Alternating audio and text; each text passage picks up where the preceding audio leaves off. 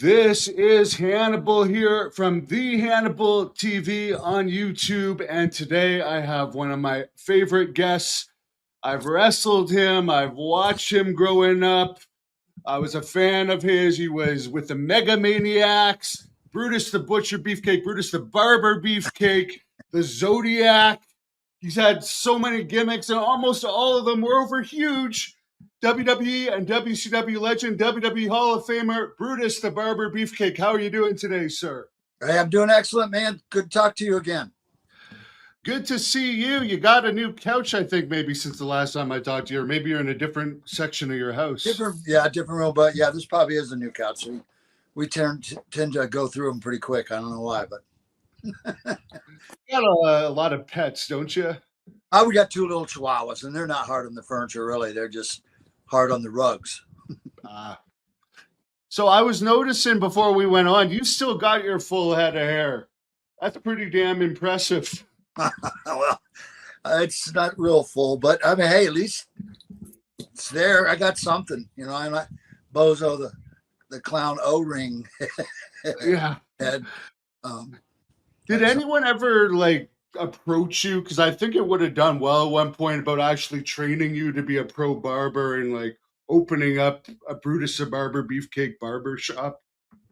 Yeah, I don't know. I mean, nobody really that was serious, but yeah, that would be a tough one. I mean, maybe it was something I could just drop in on and still, still go around doing my thing, signing and stuff.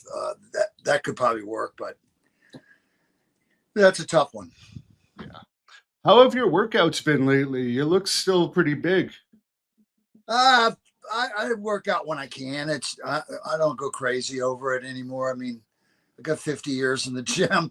Lucky for me that the muscle memory holds itself, and try to drop a few more pounds and get down a little bit more. And the funny thing is, when I lose weight, I look bigger. So that's that's true. That's when fans are always reacting. The guys told me last weekend, hey man, are you getting ready to go back in the ring? You look good. I said, hey, no man, I ain't going back in the ring. I had enough of that. I just want to try to be healthy so I can. I just went to the UK in March and came back and to make the trips and not be too uncomfortable from sores, backs and stuff. How's Greg Valentine doing these days? Brother, that is the $1 million question, I guess. He's not allowed to take my calls. His wife won't allow him to take my calls. And if he doesn't call me while I was out on the road, I don't know. I mean, we've run into each other a few times here and there. And he's been very cordial. Everything's cool. But we just don't talk on the phone anymore. Yeah, it was weird because about a month ago, I was in Vegas and I talked to him. We couldn't do an interview then. He's like, and I was back there last week. And he said, call me the next time you're in there. And we had a good 15-minute talk. It seemed like everything was cool. But then he didn't answer me at all when I came back. So I didn't know if anything was wrong with him health-wise or something, because it's not like him to not even answer his phone, but who knows? Well, I don't know. As far as I know, I mean, going back years and years and years, I used to have to leave him messages, call him every name in the book to make him mad enough. So then finally he would return a phone call. I mean, it's easier just to go to his house and find him if I needed to talk to him or something. Mostly I would be trying to call him to let him know about a booking or to try to make him some money, But if you don't want to take the call, then I'm only gonna break so much, I ain't get. If he doesn't want to go somewhere, I'm not gonna force it on him. Well, let's talk about Greg a bit. The good part too, since we brought him up here. When was the first time you actually met him in your career, and were you friends right away? Met him back in, it was late 70s, I'm pretty sure, in New York. We got along. I used to go watch his father, Johnny Valentine, was a regular here at Florida Championship Wrestling, and I used to go to the old matches, and Jose Lothario and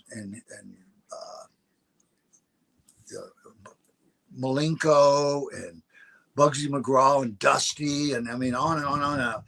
Rocky Johnson and Superstar Billy Graham. And we had an amazing Wahoo McDaniels amount of guys here. And so I used to go to the TV in a little teeny studio and watching. The only guy that really I was really scared of, like as a kid, was Johnny Valentine, because man, he was chiseled. He wasn't a weightlifter, big man, and just looked like he was mad dog mean. And from what Greg tells me, he kind of was, but he had a good sense of humor, like to rib and stuff, you know.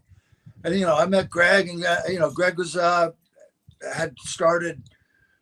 He's got a few years on me and had already been in the business, and I was more of a newer comer in the late 70s there in New York. And then I went to North Carolina, and he was living in North Carolina, had a nice house in there and everything. And I was running around with the Briscoes and the Funks, and everybody was in North Carolina then.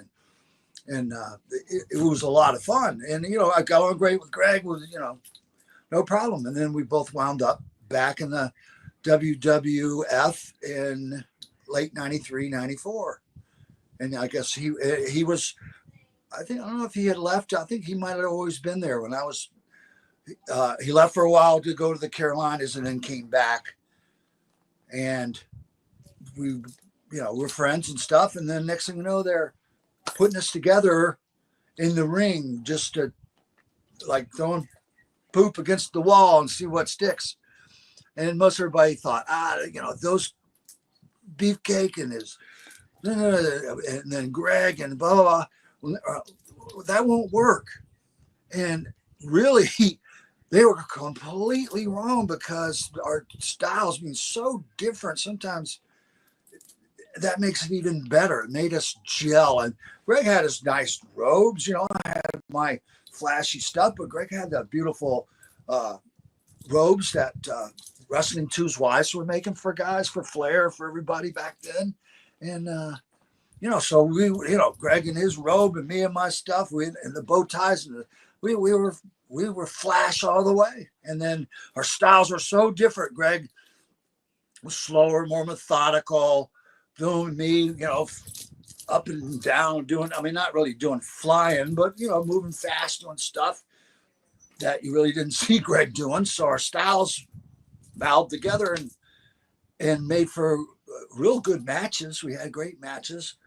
And I always look at it like Greg didn't sell a whole lot. I mean, he would register and stuff, but he had his way. And so I figured, you know what? Geez, I'm going to take his lead. Excuse me for a second. I'm trying to take his lead and be that way. So, I mean, you know, we wrestled the Bulldogs. I mean, geez, those two were wide open. Dynamite Kid, 10,000 miles an hour, man. He'd hit you like a freight train and stuff. And Davey Boy was husky and, you know, lifting weights a lot back, and then he was bulked up pretty good. And then once we got him slowed down, and we showed him how to actually have a match that meant something, to tell a little story out there and work holds and not just do crazy one spot after another, spot. And then the matches were easy. You know, we had the Rougeaus, there was a lot of guys, and the Killer Bees and everything. And it was like, when it came to those guys, Greg didn't really like to sell a lot. So I was like, hey, he ain't going to sell. I'm not going to be the guy flopping all over the ring for everybody. I'm going to sell just as much as he does. And I have to tell you, he didn't sell much. So after a while, everybody's a little mad at us, right? You know, because we had a rough and tumble, bad guys that were just tough. And then eventually that era came in where it became cool to like the bad guys. And they loved me and Greg. And you know, we're all flash. We're in the ring. We're solid. You can't see through our wrestling, our punches, our kicks. Everything is just so solid that, you know, it was unquestionable. And it got over big time. The people loved it. You could believe in our matches. And then, I mean, you know, and they were entertaining. And that's the whole name of the game. You want to be entertaining. That's what we're out there to do. Greg told me too, like you mentioned, he didn't like to sell that much. He also didn't like to do jobs. Obviously, he would still do jobs, but if he didn't want to do a job, what would he tell them? Would he just try and come up with a different finish, or would he just flat out say he's not doing it? Would he try and get you to take the pin? Yeah, he didn't have to really. Neither one of us really had to do jobs. A couple of times now, actually, he took, you know, he took the loss, and they pinned him in WrestleMania 2. And while the referees holding my leg, I couldn't get in to help Nick save. But and then a few occasions, like maybe Anaheim, California, against the Sheik and Volkov, or in Maple Leaf Garden one time, I think, against the Bulldogs. We had a match, and Greg wound up. They got the pin on Greg, so we were coming back again in another match, and I think we came back like in a cage match and stuff. And so I mean, we weren't asked to do a lot of jobs. He wasn't asked to do a lot of jobs, but I remember he did. He got pinned a few times, and I got pinned a couple times maybe. Wasn't a lot. I mean, we never lost matches hardly. I mean, we worked DQs or countouts or this or that, you know, but we weren't getting counted out 1, 2, 3 very much at all. A lot of people say that you had the best match of WrestleMania 2. Do you think now that they're putting matches into the WWE Hall of Fame, starting with Austin and Bret Hart this year, that your WrestleMania 2 match against the Bulldogs could go in there in the future? Oh, easily. Have you watched that match lately?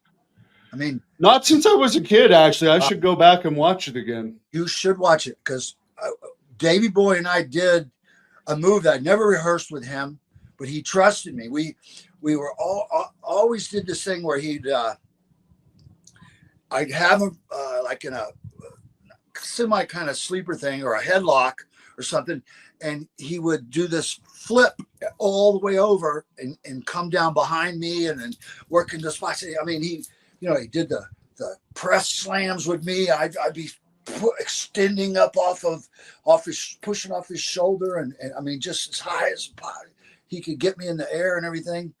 And so what we did was, it's like I'd have an arm bar on him from behind. That's what it was.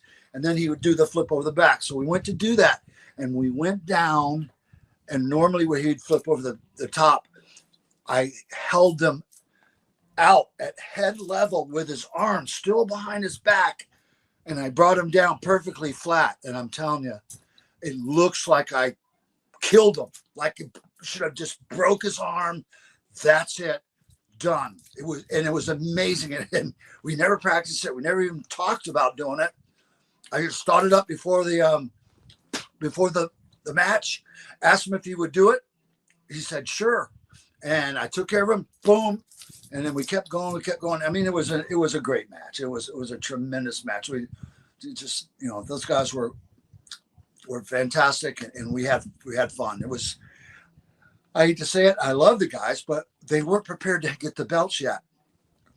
They just, it wasn't really the time for me to get belts. They floundered. They only had Captain Lou to try to talk for them and stuff. They just didn't have it down enough to really have the belts. And it would have been better, because that's the way it works.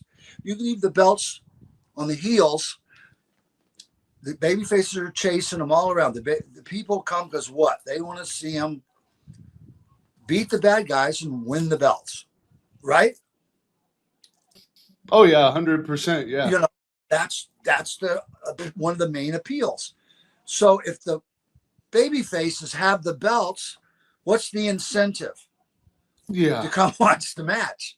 They've already got the belts. So if they'd have left the belts on us, we could have kept going for another year. There was plenty of stuff, plenty of towns, plenty of cities and states.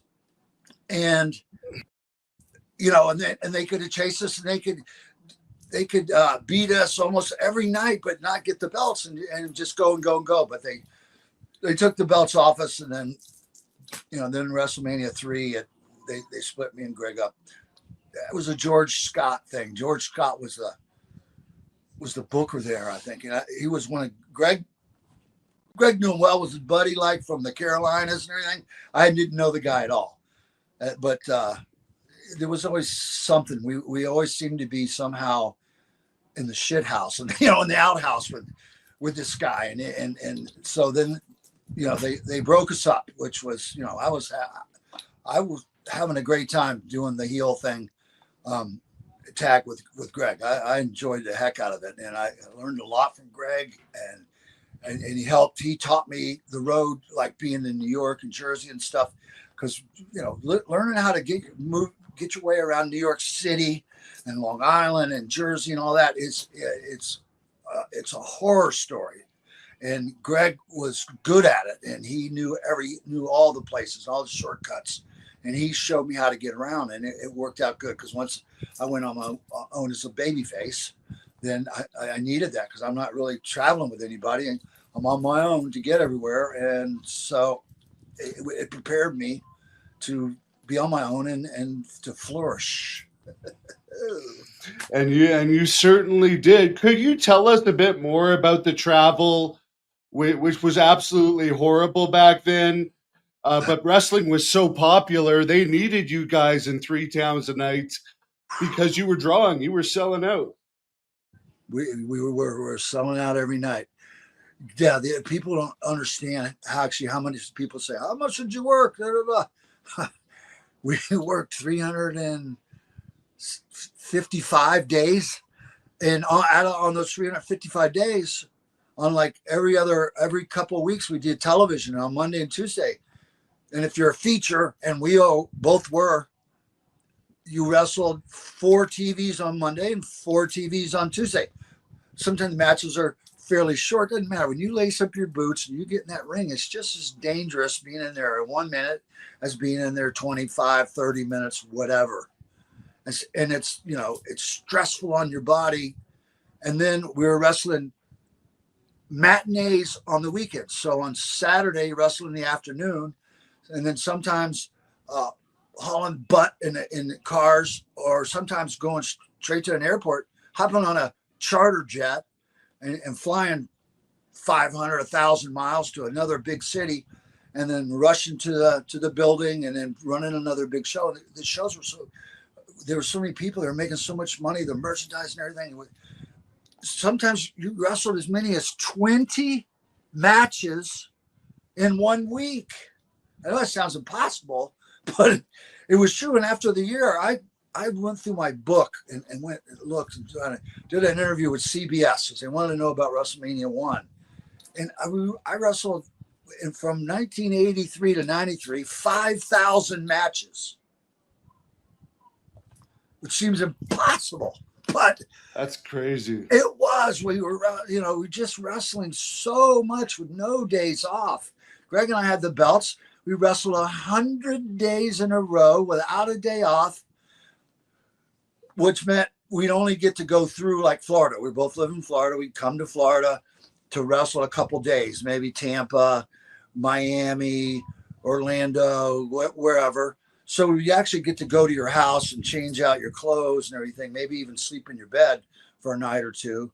But you didn't really get a day off. You didn't get to go hop in your boat or drive your motorcycle, or just sit around in the yard and have a cold beer. We were just running and running and running and running and running. And I don't know how we did it. I honestly don't. And because it was everybody, all the guys who Vince made superstars out of the whole card, out of the whole crew. So that's how he could run 3 shows a night and still, be drawing 25,000 in one house and then maybe 15,000 in another house. And then at a third town drawing 7,000, which for small towns, 7,000 people is fantastic. Yeah, it's amazing. A bunch of fans wanted me to show you. This is just a very quick video of something Jacques Rougeau said about you. So I'll just play it quickly so you could respond to it. Some guys in the dressing room that there's some guys that were insecure about themselves or their position, however, but they would go ahead and say some things. Like I remember a guy, Brutus the Barber Beefcake, going to see Pat Patterson and saying, "Hey, tell him to stop talking that freaking French there." And when he said that, because maybe he was friends with Hulk, he thinks he had some privileges or something. I was looking at him like, "Hey, man, when Tito Santana and Pedro Morales, they'd speak Spanish with Jose the Conquistador or something, no one says nothing.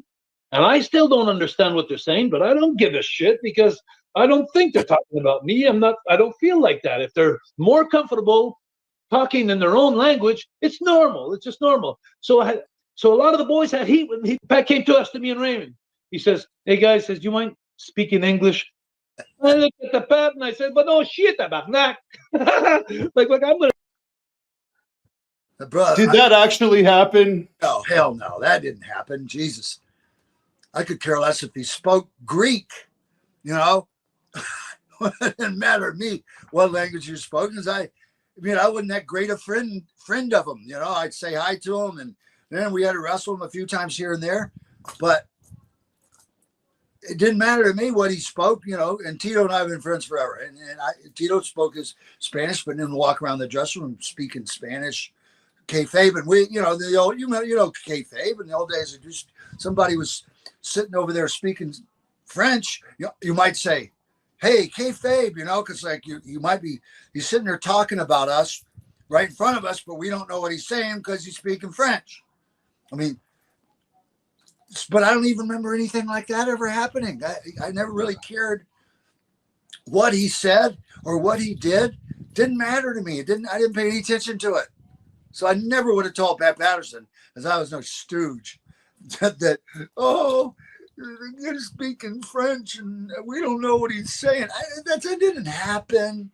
He maybe imagined it. Or Patterson was a big ribber, and I had heat with Patterson because, you know, they came out with Brutus Beefcake and boom, boom, boom. And he wanted a gay Brutus Beefcake from San Francisco and blah, blah, blah. Eventually he wound up putting that on Adrian and having him run around like a fool. But because I went the other way, they didn't put anything in stone that had to happen. They left it to me to get my clothes and me to figure out what to do and what kind of style I was going to do. So I chose the kind of Chippendale thing. I got my strut thing going down and be strutting around the ring all the time, and you know, and looking good with the look and everything. And Someone's actually asking about the Chippendales vignette with Johnny V while you're on it. Yeah. And I just, you know, I didn't feel honestly that I could really do the gay thing and put my heart into it. You know what I mean? It just, you know, that just wasn't gay. And I know, so you know, I went full steam ahead as the Chippendale, and you know, geez, it worked like a champ. I don't know how it could have been any better. Speaking of Adrian Adonis, why was there never a feud with you and Adrian after WrestleMania 3, or was there and it was just on house shows? No, he quit. That's another story in itself. They had him teamed up with Dirty Dick Murdoch. You know who he is, right? Yeah, I know him. From Texas. And, you know, Murdoch, he the Funks and everybody, you know, had that Texas mentality and everything. And like, you know, he didn't like Hogan. He didn't like the bodybuilder type. And since I was teamed with Hogan for a while, breaking in and everything, trying to get established, he didn't like me either. And we wound up, we were in Japan together and stuff. And I had Adrian was at Hulk's wedding in California, brought his wife for one time in my life that I actually met his wife. They were together, and that's the only time that I ever saw her in my life. And Murdoch had a way. He would get in Adrian's head, and he had convinced Adrian that I was trying to take his wife away and things. And he came to me one day and said all this crazy shit. Like he knew I was after his wife and I better stay away. He was going to kill me. And all. I said, Adrian, if you marched your wife through that door right now, I wouldn't know it was her. Okay. So I don't know what in the world Dick Murdoch has put in your head, but you need to forget about it. Let it go. Boom, boom, boom. We were almost in a fight right there, but it just didn't happen, and walked and went our separate ways and stuff. And then the WrestleMania thing, I really didn't know that was coming till within a month before. And they gave me no warning at all that they were going to put this Barber gimmick on me at the WrestleMania. So I had no time to prepare, knew nothing about it. And so Adrian was still in this complete mindset that he hated me, that I was trying to ruin his life and take his wife and all this shit. And so after the WrestleMania thing, he quit. He just left. And honestly, I knew Adrian for a long time. We worked in Minneapolis, probably 81, 82, and Jesse was there. And, there was a lot of guys. And there wasn't any friction with us then, or any problem then. Then we were traveling in Japan. There wasn't any problems then. It's just when he got teamed up with Murdoch that all of a sudden, maybe he had said something and Murdoch jumped on it. Because he didn't like me. He didn't like Hogan. He didn't like the bodybuilders. He didn't like Tony Atlas. He just didn't like it. Didn't Tony Atlas says he was in the KKK or something? Did you ever hear that about Murdoch? Yeah. Oh, yeah. That's true? I don't think it was true, but the way he talked, it was, we were on a tour in Japan, and it was a smaller tour, and we were hitting some northern towns in the mountains and stuff, and we were in Kumamoto, and because I'll never forget this, where it's one of the smaller towns, nothing to do, blah, blah.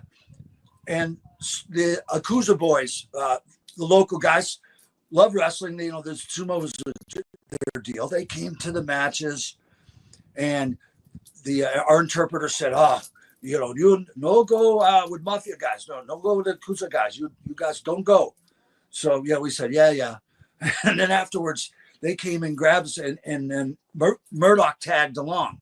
So they took us to some bar or restaurant, and they fed us, and we went to a bar. And I mean, just like to buy a drink over there was like $25 for a drink, real alcohol. I mean, beer was beer, but so, I mean, they're buying us food, they're buying us everything.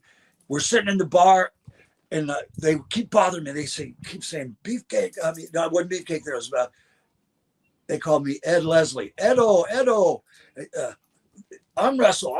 So they always wanted to arm wrestle me. So I've got 3 little Japanese boys. I get down on a glass table, big, thick glass top, 3 little Japanese boys hanging on my arm, and I'm just holding my arm and laughing at them and slapping them in the head. And next thing you know, 2 of them fall off. So I'm really, putting the pressure on to hold them. The 3rd guy goes through the glass table. Boom, explodes it. Put a cut all the way around my wrist, but didn't actually cut anything vital. I'm bleeding all over the place. So now at 1:00 in the morning, they got to take me to a hospital in Kumamoto, which it wasn't a big town, and try to get me sewn up. And it looked like Frankenstein stitches. It looked like somebody, like a veterinarian had stitched me up, not like a real doctor. And it wound up, now I'm getting in trouble now because I'm not supposed to be out with a Yakuza, and now I'm injured and I can't finish the tour. So they got to send me home. So boom, they send me home. Murdoch stooges us out that we're the Yakuza boys, and I get fired. But, one of those times when it did pay to be a friend of Hulk's, and, because he got me booked over there the first time in 1980, and I went for years and years. And he made the call, and not only did he get my job back, he got me a raise. So Murdoch, unbeknownst to it, had done me a favor by getting me fired, because I got to come back pretty quick and got a raise, made more money. Murdoch was partners with Adonis at one point, right? That's why they were buddies. Yes, he was, man. Yeah, that was. Yeah, I'm glad I didn't have to ever. I never really wrestled Adrian Bush one-on-one at all. You know, I mean, he was a slob, brother. He could wrestle. I mean, the guy had no body. He looked like a top, little skinny feet, big body, little head, but he could do a lot of amazing things, fly over the ropes and stuff. But he was a slob. He was always drunk. His food all over him. He smelled like a sewer, and he was always fucked up. He's always, he's snorting, he's pilling out, he's drinking all the time. And so I didn't want to get anywhere near the guy. He smelled like crap too, right? Like he didn't wipe himself properly. I heard people say. No hygienic qualities at all. And so, I mean, you stand next to him, you would be like, what the heck is that? And, you'd be like, oh my God, you'd be running for the hills. Were you there for the Spivey thing? For the what? For when Dan Spivey beat him up? No. I actually was not there that night. Tito was there, Junkyard Dog. We were good friends. We traveled, daily on the road together. And so I got the play-by-play. And Dan Spivey he's a boyfriend. He's a Tampa boy from here. I knew Dan. And when I heard about it, I was like, all right, Dan. Because he always, Adrian picked on people that he thought he could get away with, and abuse them in the ring and do mean shit to them, and not taking care of a guy the way you're supposed to, and hurt guys, or not hurt them bad, but still tweaking your arm or tweaking your knee or doing some stupid shit. And when Adrian messed with Danny, and Danny says, "Don't do it again," and Adrian come back, did it again. Danny hit him one time in the ring. This is what I understand. Hit him one time, laid his cheekbone open. He was down, blood everywhere. They wound up having to finish up the match on him. They stopped it, whatever they did. Dan went back to the dressing room. Here comes Adrian, bleeding like a stuck pig, and tries to leg dive Danny. So Danny comes with an uppercut. Boom! Hits him again in the face. Comes to the left. Boom! I think he hit him 3 times from what I heard. Adrian's face looked like he got hit with a baseball bat. Looked like a train ran over his head when I saw him the 2 days later or whatever. I mean, it was unbelievable. And Danny just had those real brawler knuckles, bare knuckles, fists like he could punch concrete and not even care, not even feel it. And Adrian paid the price for all his bullshit on that day. And there was a lot of people thought that he deserved it. Some people, he didn't deserve that, blah, blah, blah. He did deserve it. He got what he deserved. I love Danny's Spivey to this day. And I was high-fiving him. I said, good for you, brother. Somebody put that asshole in his place. Vanderstar has a good question. Apparently, this is a hot topic right now. What's the true story between Hulk Hogan's black eye at WrestleMania 9? Apparently, he said it was a jet ski or something that hit him at the time. Is that true? It is true. He had his big skis and some old Kawasaki's. I had a couple Polaris jet skis that they make in Minnesota or whatever. They just started making, it was a new one. They had it was a triple cylinder, variable thrust vectoring, not a big ski, a smaller ski with a really powerful engine. And I had 2 of them. And so we were down in Clearwater by his house, and we were riding, and it was rough weather, and he wanted to ride mine because I'd be flying around this thing, and it was super maneuverable and super fast. And I warned him. I said, don't stand up, because you know how a big a guy Hulk, 320 pounds, standing on this little jet ski makes you really top heavy, and you're going to be vulnerable. And he didn't listen, and he hit a wave, went flying in the air, and the ski virtually spun around in midair, and the front edge of the ski down right below where the handlebars were hit him in the head, hit him in the eye, and it fractured his eye orbit. It was fractured. He was virtually knocked out. So we had to get him up out of the water, get him on the beach. And then we wound up getting him to a car and getting him to the emergency room. And, and the doctor's like, oh my God. And WrestleMania is the next day or 2 days away. And his eyeballs like filled with blood, and his head's purple and everything. And it was in Las Vegas. So Las Vegas still had a boxing commission. You know how they had the commissions in the old days. Yeah. And get away with them. Best thing they ever did, get rid of those commissions. Now we've got to convince the boxing commission that this is just a phony, made up injury, like makeup, and nothing really bad happened, and he was okay. And because it looked bad. If you were right there and standing there looking at it, it looked bad. And we were able to find, because they weren't going to. That was WrestleMania. They weren't going to let us wrestle, let him wrestle anyway.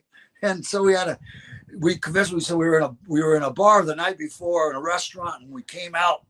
IRS and DiBiase jumped us, and and boom, and they hit him with the suit. Because everybody was the suitcase. They hit me with the suitcase. They hit him with the suitcase, and blah blah. And so they bought it. We got to do the match. I did most of the match for him. He was still on the apron the whole time.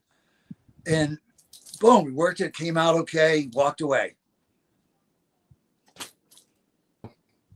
Interesting, because I guess Bret Hart was trying to say Macho Man did it, but he would have no way of knowing that. You were actually with him.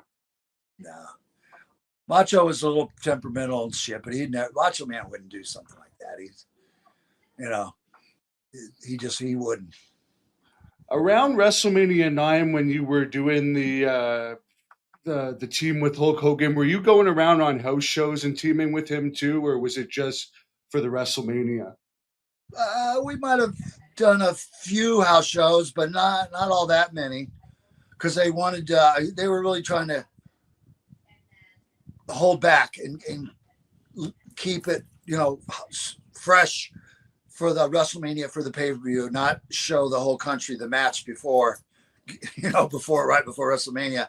So yeah, we didn't work a lot of house shows doing that. We might have had a couple of matches before, but then but with his skull fractured, we had to completely rethink the whole match, and protect him.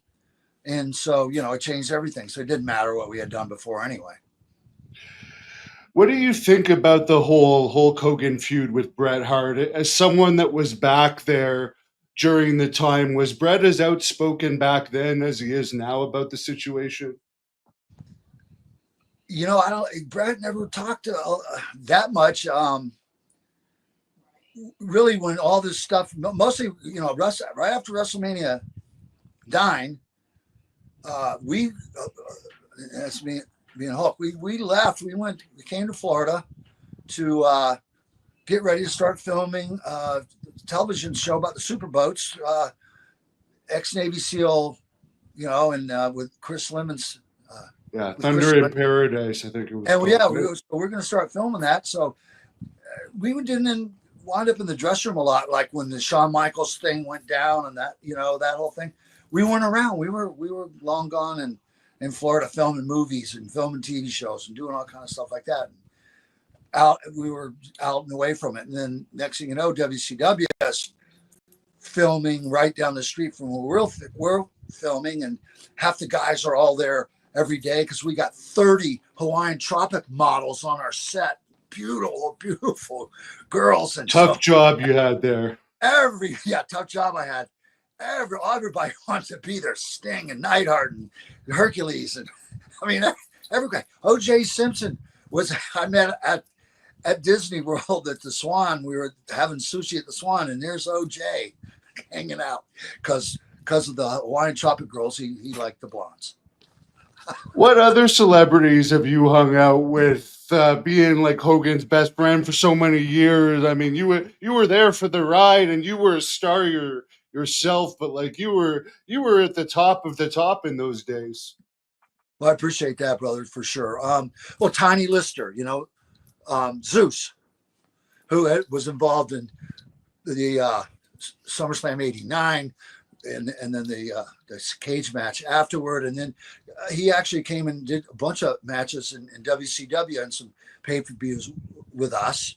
Mr. T had come for WrestleMania 1, and then had come in and out for some stuff, and then I wrestled Pat Patterson in the Forum in Montreal for a sold-out show, and T was the special guest referee, and Patterson got counted out 1, 2, 3. I didn't use a sleeper on him, so he didn't wind up getting his haircut, or I gave him a little clip. He didn't wind up getting a full haircut or anything. But T and I hung out a lot, and I was well represented in Montreal. I had a big following there as far as the women go, and so me and T were hitting all the St. Catherine Street, hitting all the bars and stuff, and when we would be together on the road, we would always hook up and hang out together, while we're around. And that's one of the biggest ones I remember. I'm trying to think. Well, and Chris Lemon, he was a hell of a guy. Jack Lemon's son from the Thunder. I heard you say Bret Michaels from Poison too in another interview. Bret Michaels, yep. I met. I was in Massachusetts at one of his concerts, and invited me, and I came down and went in the tour bus with him and talked to him. He talked about near-death experiences and how his life was changed, and I talked about mine and all that. And there was definitely some connection. Then he was a super nice guy. I knew more rock and rollers versus like real actor celebrities, but I knew a lot of the rock and rollers, a long list of guys, and so that was what I loved, to go to the concerts and go backstage and see Ted Nugent and see Z Top and Bad Company and Leonard Skinner and on and on, Aerosmith and guys like that, and those kind of bands. And Bruce Springsteen. I got to meet the Clarence Clement, the guy who played the sax, because my dad was a sax player his whole life, was an unbelievably good sax player. And so that was, I met Springsteen, but that was cool. But I really wanted to meet Clarence Clement, because he was just incredible with the E Street Band thing, with the sax player that was just off the chain good and stuff. And those kind of times, because we're all in the same loop. We all did the same cities, all did the same arenas. The big bands they're playing in the big arenas. We're wrestling in the big arenas. So we've always crossing paths with the guys and stuff. And it was just so, I was so honored to be, and these guys, they were all huge wrestling fans, and they loved the Barber. They loved all that stuff. And they always treated us so like put us on a pedestal. He really treated us amazingly good. And it was just a fun time to be a wrestler and be in the WWF. I noticed that they have No Holds Barred playing on Tubi now, so it's getting another life again. What was it like working with Zeus? Basically a guy that was an actor, but he was over. Like, he was probably the hottest heel in the company at that time. Well, Tiny was he was a heck of a guy, and no wrestling experience, a big guy. So we had an opportunity. We had a day to work with him in a ring. He came to Florida and spent a day with us in the ring, and we walked through stuff. And Tiny's been in front of the camera for years and years, but he's never really worked for an audience of 25,000 people live. It's a completely different ball game than just looking at a camera and you doing your lines. So we had to work out some stuff with him, keep it real simple. And we used to make him laugh. We could calm him down if we would say, if he got lost or something, we'd say, "Free James Brown."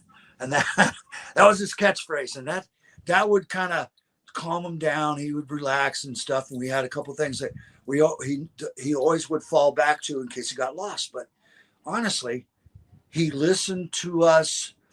We had that first match with Macho and everybody, and it was an amazing match. And he didn't make any mistakes. Everything was perfect. So perfect that they decided to do another one and do it in a cage.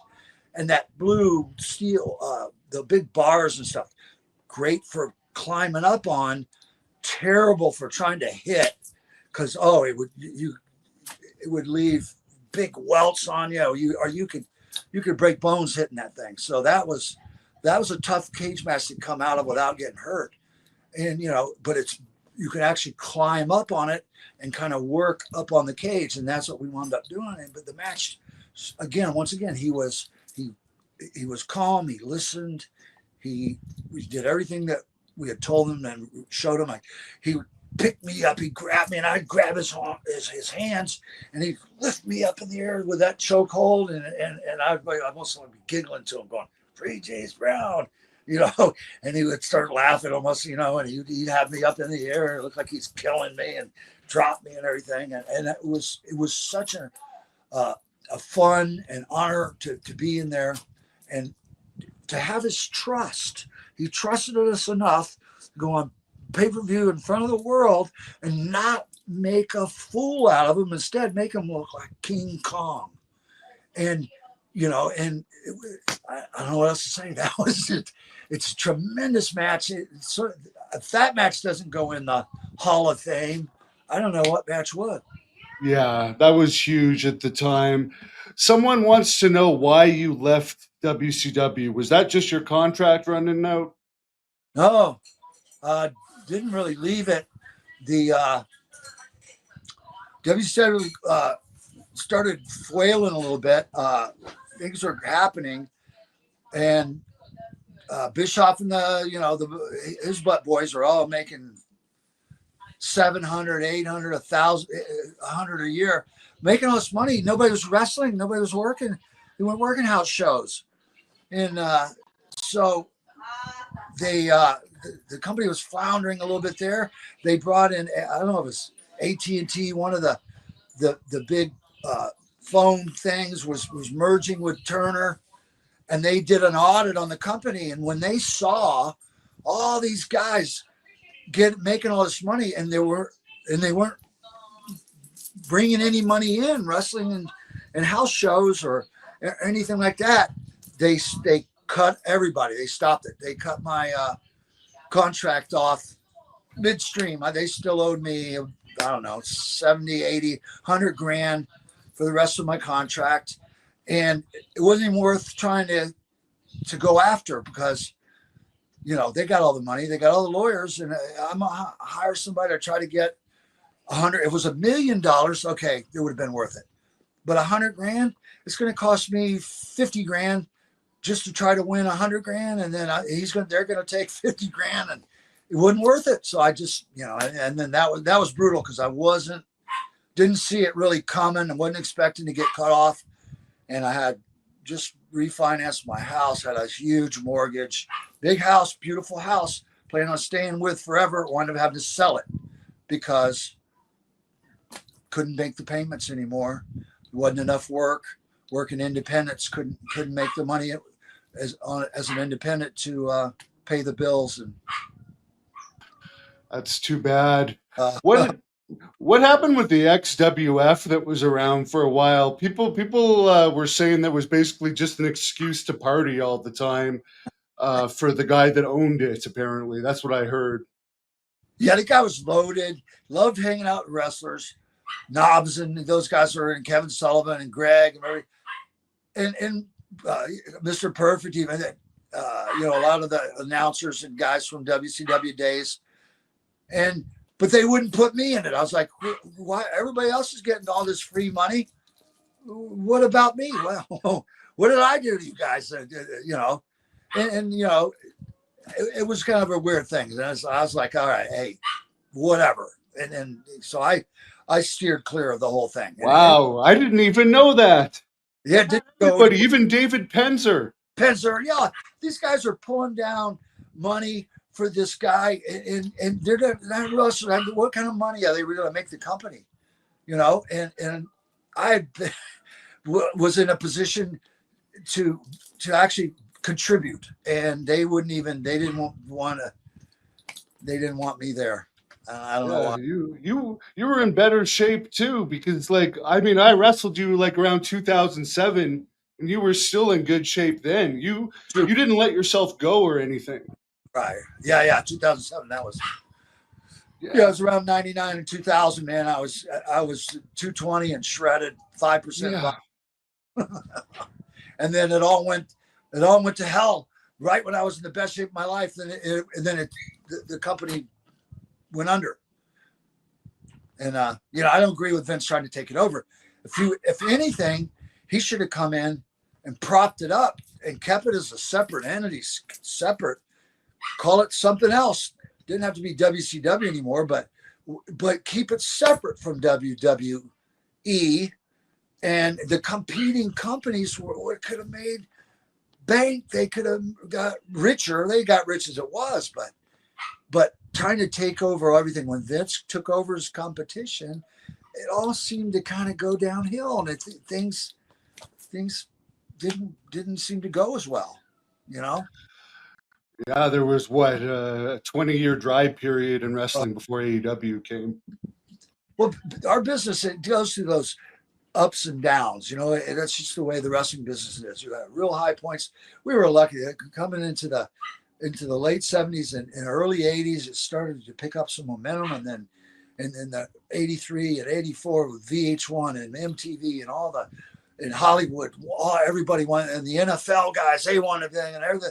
The baseball player, we had Bob Uecker in Wrestlemania 3, and everybody wanted to be involved in wrestling, and so it was we had a tremendous run, even through the 90s and everything up until about after 2000, and then it started, you know, slowing down. D. Kane is asking if you have any thoughts on the latest drama with Linda Hogan. They're putting out a video the other week in tears saying Brooke's not talking to her, etc. So you didn't see Missy's video? I did not. Oh, but well, it was on. What do you call it? On Instagram. YouTube? No, she did it on. What's the other? Facebook. No, the other one. The one that they're trying to send back to Japan or to China. They're trying to buy it out. TikTok. TikTok. I'm sorry. Yeah, yes. The Chinese spy tool. She loves to do these TikTok stuff. So she did a TikTok video, and TikTok tore it down because it's hilarious. But I think you can. I don't have TikTok, so maybe you'd have to. TikTok took it down. Okay. Took it down, but it was on Instagram. You might find it on YouTube too. It's hilarious. She does a parody of Linda crying and all this stuff, and it's hilarious. Try to find it if you can. It's freaking hilarious. I will, and it's got $30 million out of the guy, and squandered it. Went through money so fast and stuff, and yeah. And I know Brooke's married and got a kid now. I think doesn't speak to either one of them because they're both train wrecks. And you know, and then here comes Nick, and he's a train wreck too. He gets a DUI after getting thrown in jail for killing the kid in his car, and then he gets a DUI. And so, you know, I don't know. I don't know. Is it on your wife's Instagram? Yeah, pretty sure. Okay, I think I may have found it. Can I play it? Is your wife gonna care if I play it? I don't care if you want to. Okay, let's play it here. Get ready. Instagram. Let's have a look at this. Two F-bombs flying. Suffering. crying because Hulk Hogan was so mean to me, and Linda Hogan doesn't care about my feelings. She said terrible things about me. She said I stole child support money so that I could buy Louis Vuitton handbags. And I'm sorry I look ugly, but I gotta tell the truth, and I need to come free. My puppy there. And Hogan and Hulk Hogan squashed $1 million deal during the defamation lawsuit that Hulk Hogan had going. They squashed the deal for Brutus after he went to Good Morning America. And after he went on social media and posted, and I'm sorry, all my fans for having to make fun and looking ugly and having a pimple, but I gotta let you know the truth. Linda Hogan is a fucking fraud. The Hulkster, the fucking fraud. The only person that was ever nice to me was Brooke Hogan. Despite hearing things about me, she never passed judgment on me. She just accumulated all to, quote, family drama. So, please, Linda, stop being a fucking cunt. Would you please?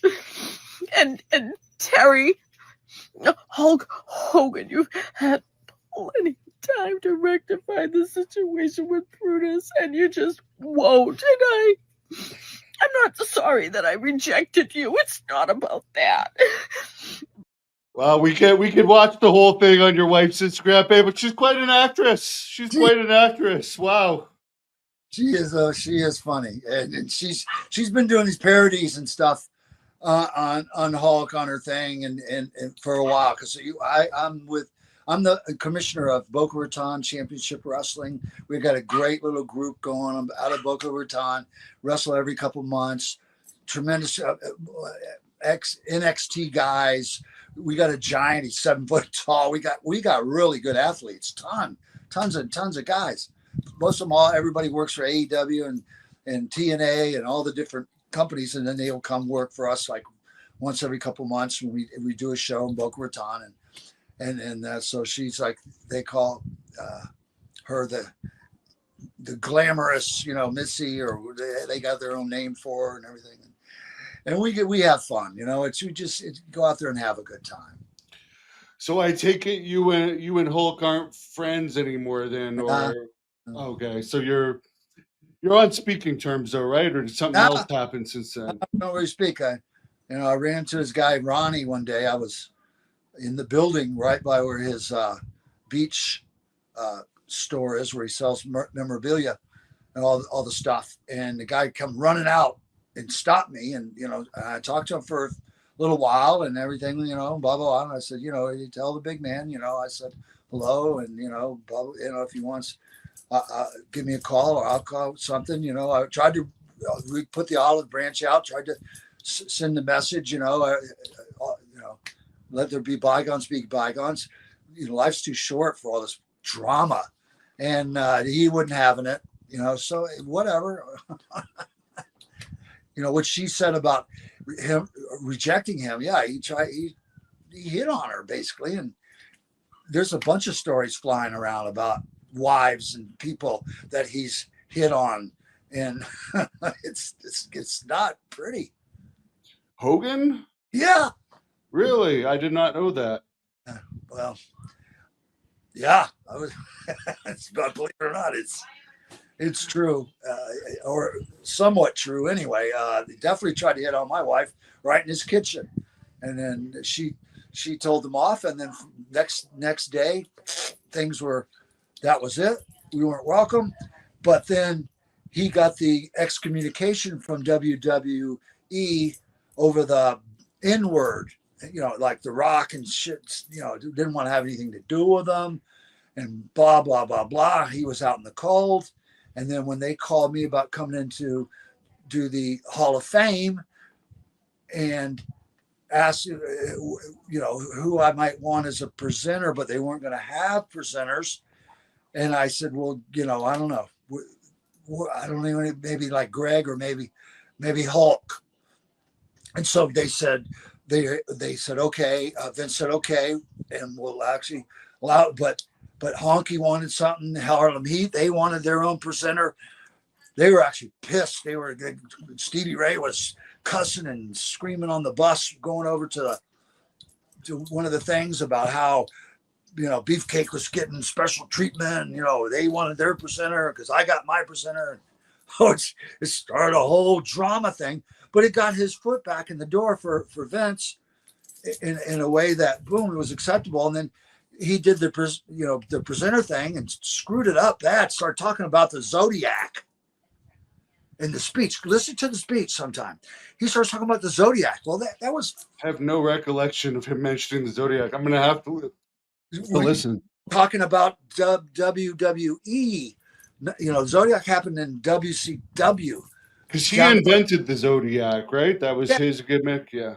For a movie thing. And then if you watch, you'll see that as soon as he comes off the stage, he goes, grabs his new wife, and then takes off, leaves.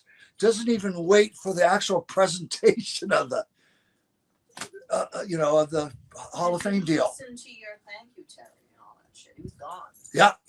Didn't stay for anything. Took off. Ran out of there.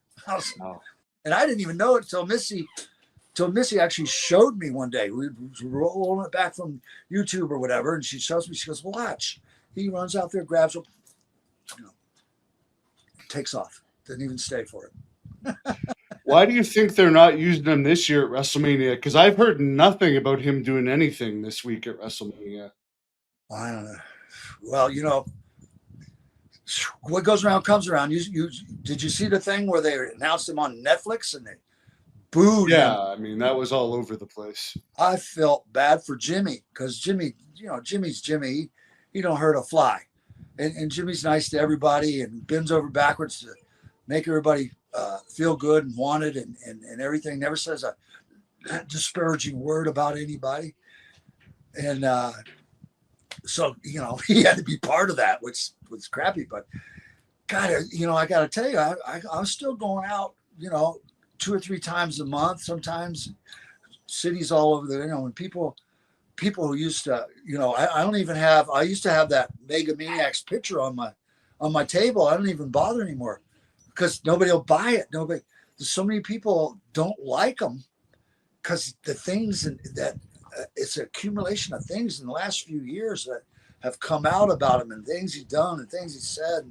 And then this latest thing on the Netflix thing, when all the people booed him out, it's gone the other way. And he's done it to himself. Cutie pie. You fucking cutie pie, you. Someone has a good question. Did he ever hit on Miss Elizabeth? Because you said that he hit on other people's wives. Would he have done that ever to Macho Man? Or yeah, I don't know about that. I don't think so. I think there were lines you don't.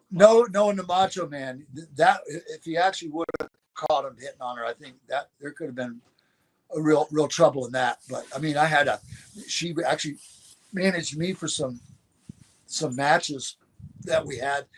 We're a tag team, and then a couple of times something was going on, and I had to take his place in the main event in Market Square Arena in Indianapolis.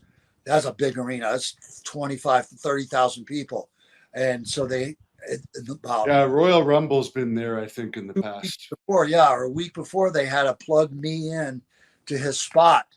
And I was like, oh man, I hope this goes well. Cause and it turned out to be a tremendous match that me and Mach had. And the media, the fans, everybody, they said there wasn't a single person came looking for their money back because Hulk Hogan wasn't there. They didn't care. we gave them a great match. They were happy. That's what counts.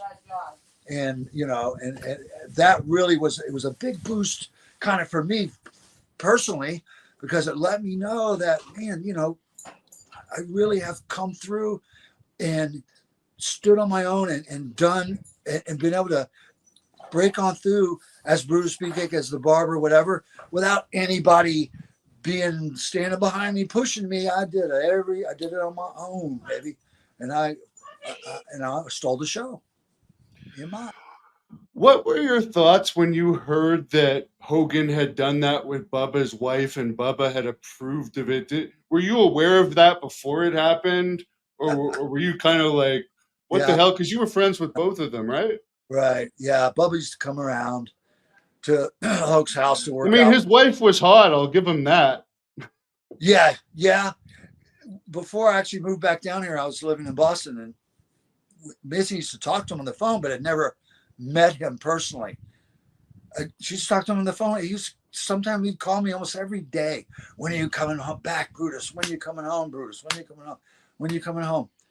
And I was up there trying to secure my daughter's place, getting her into college, get her through high school, get her into college, making sure she's taken care of. And it paid off. She wound up graduating from her high school, top of the class, full boat scholarship to nursing school in Connecticut, Quinnipiac College, graduated from Quinnipiac Nursing School, top of her class, is now a pediatric nurse and set for life and everything. And then that, once she was secured, me and Missy, we hightailed it for Florida.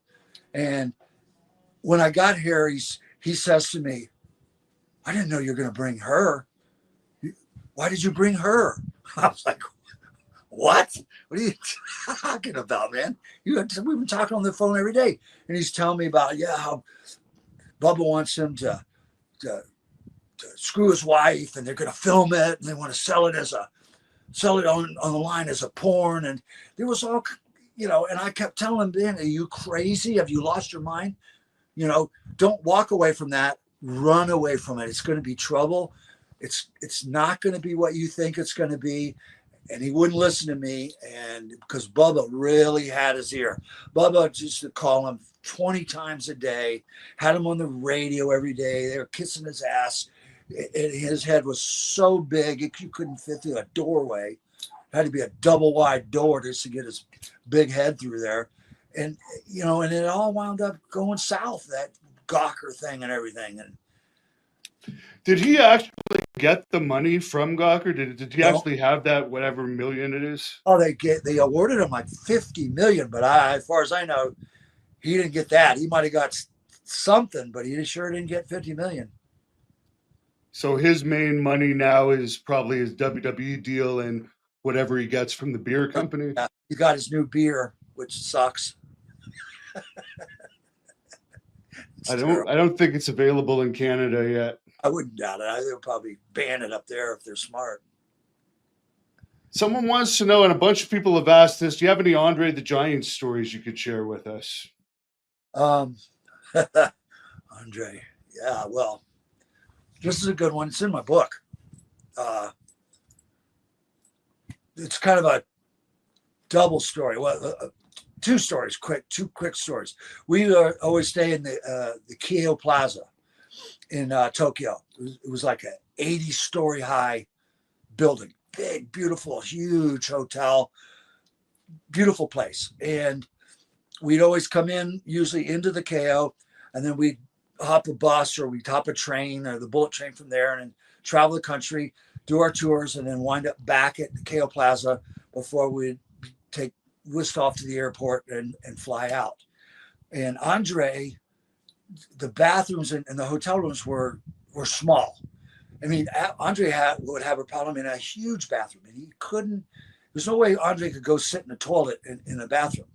So what he did was before the trip home in the plane, because he couldn't get in the bathroom in a plane either, he would shit in the bathtub. And I mean, sometimes I can't even describe it. There would be so much shit pile in the bathtub. that like the maids, the little maids would come in after to clean the room, so that he'd leave the door shut. They'd come in the room, they'd be going, oh my God, what's that smell? These little 5 foot tall, half bent over the maids and everything, from carrying rice in the patties their whole lives. They come in, they open the door to the bathroom, and there's just giant pile of shit, look like 50 cow shits in the tub, and the little mama son faints, boom, goes down. The next one, she comes in to see what happened to the one. She sees the shit, she goes down. Next thing you know, they're calling a hazmat crew. They got a hazmat crew coming in white suits, and they're taking the maids out on stretchers and trying to revive them and everything. And I'll never forget it. It was like the hotel alarms are going off, and I mean it turned the whole hotel went into a code red for like an hour after that. And Wow. then, on another trip, we were flying home, and he didn't get a chance to, go before he left. So now we're on the 747. You know how big those planes are, right? You've been on one? Yeah, I have. Yeah. Yeah, they got the upstairs. Some of them even have a full bar, all kind of shit upstairs. And then towards the back of the plane, they had they had these big restrooms even, but he still really couldn't fit in those. And because he was so tall. And we wound up, he had to go. So the flight attendants wound up coming to the very back, because there's like 2 or 3, areas where they prepared meals and stuff. You had 300 or 400 people on these planes. That takes a lot of space. They strung up a huge garbage bag in the back of that area, the preparation area, and they pulled the curtains on both sides. And he went back. He got back there, and man, he's letting loose some farce. I mean, it's just the sounds. And there's people in the back, towards the back of the plane, and then the smell that starts coming out. And there was a few of the boys on the plane, not a lot, but we are all dying. We're just on the floor laughing. There's people in the back of the plane. It's terrible. We're laughing at, but the people, the smell was coming off that garbage bag full of shit, because he's just going and going and going.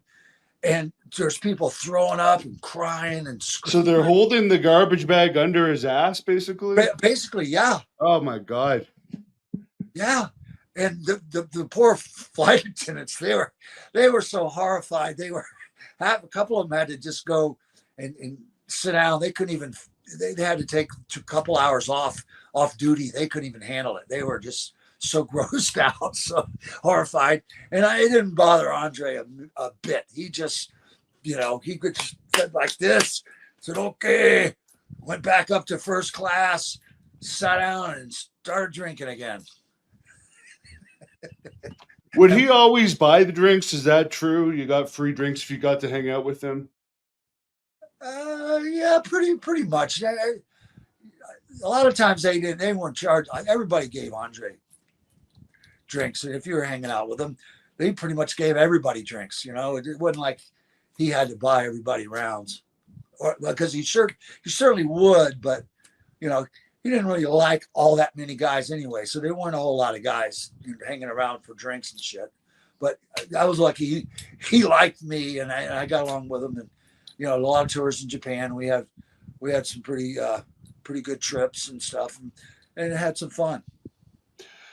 Dirty Davis wants to know if you have a Haku story you could share with us.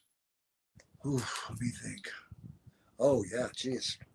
You must have wrestled him at least a couple times when you were Brutus, Beefcake, the Barber. Only like a couple tag matches and stuff, but we were good friends. We were good friends. The best Haku story I can think of was we wrestled in Baltimore, and we used to stay by BWI Airport, and there was a Hilton, and it had been there a long time. They had a a bar there was called the Safari Club, and it had been there a long time, so it had a regular following of people. And then up the hill was a Holiday Inn, a Marriott, and everything. We were actually staying in the Marriott, but we went down the hill to the Safari Club and to have drinks. And it was kind of you wouldn't think there'd be kind of like rednecks in Baltimore, but this area, this bar had, they had their share. And so Haku and I and some of the other guys were in the bar, and we're sitting around, we're drinking, and then some guy comes up and starts giving me shit, and then he starts giving Haku shit, and then words will start flying back, and stuff, and it's like, oh, and Haku grabs the guy by his hair, by the back of it, pulls him in, basically bites the tip of his nose off and spits it right back in his face, and blood's going everywhere. And then this guy's friends, the bar erupted. Chairs started flying, people were flying. And so I was like, oh my God, we got to get the hell out of here. So I wound up getting him out of a side door. Cop cars were flying in from every direction. People were flying out the doors from every direction. I got him out of the place before the cops really surrounded us, and got him up the hill to the Marriott, into the hotel. So now, everybody's telling the story, and so they want him, and they figured out that we went back to our hotel up to the store. So here it comes, 20 cops, and they, with their clubs, they start clubbing you. Oh, it's not going to be pretty. It's going to get ugly. And he's not going to give up. And so we had to kind of negotiate a surrender so they wouldn't attack him and he wouldn't attack them. And so peacefully he surrendered. He went down. The people, these guys started it. So none of them pressed charges. So really, they couldn't hold on to him, had to let him go. So I came down and to the police, waited for him, and got him out. And this was probably about 5 and 6 in the morning, and every day we were flying to a new town. And if I hadn't went down and got him out of jail, he would have missed the town. He might have missed a couple of towns. Could have even got fired, because it would have went right back to the office. But got him out, got him back to the hotel. We, got back on the road, and nothing. And because they didn't file charges, there was no charges filed against him. Then it just kind of magically went away. But that was one of the wildest things I've ever seen, when he bit this guy's nose, tip of his nose right off, and spit it in his face. And it was like, after that, Haku was like my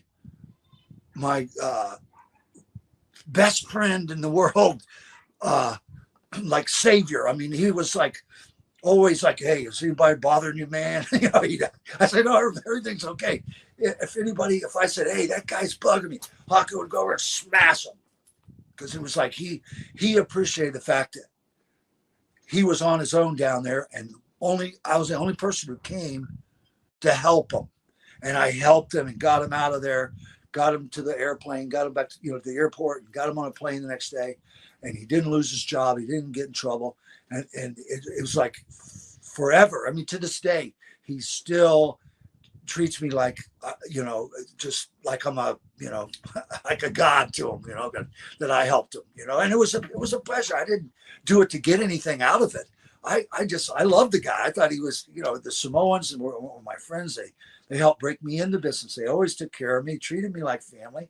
And to him, he was like my family. So I'm not going to leave my family behind. I'm going to get him out of jail. I'm going to do whatever it takes to help him. And so it all turned out good.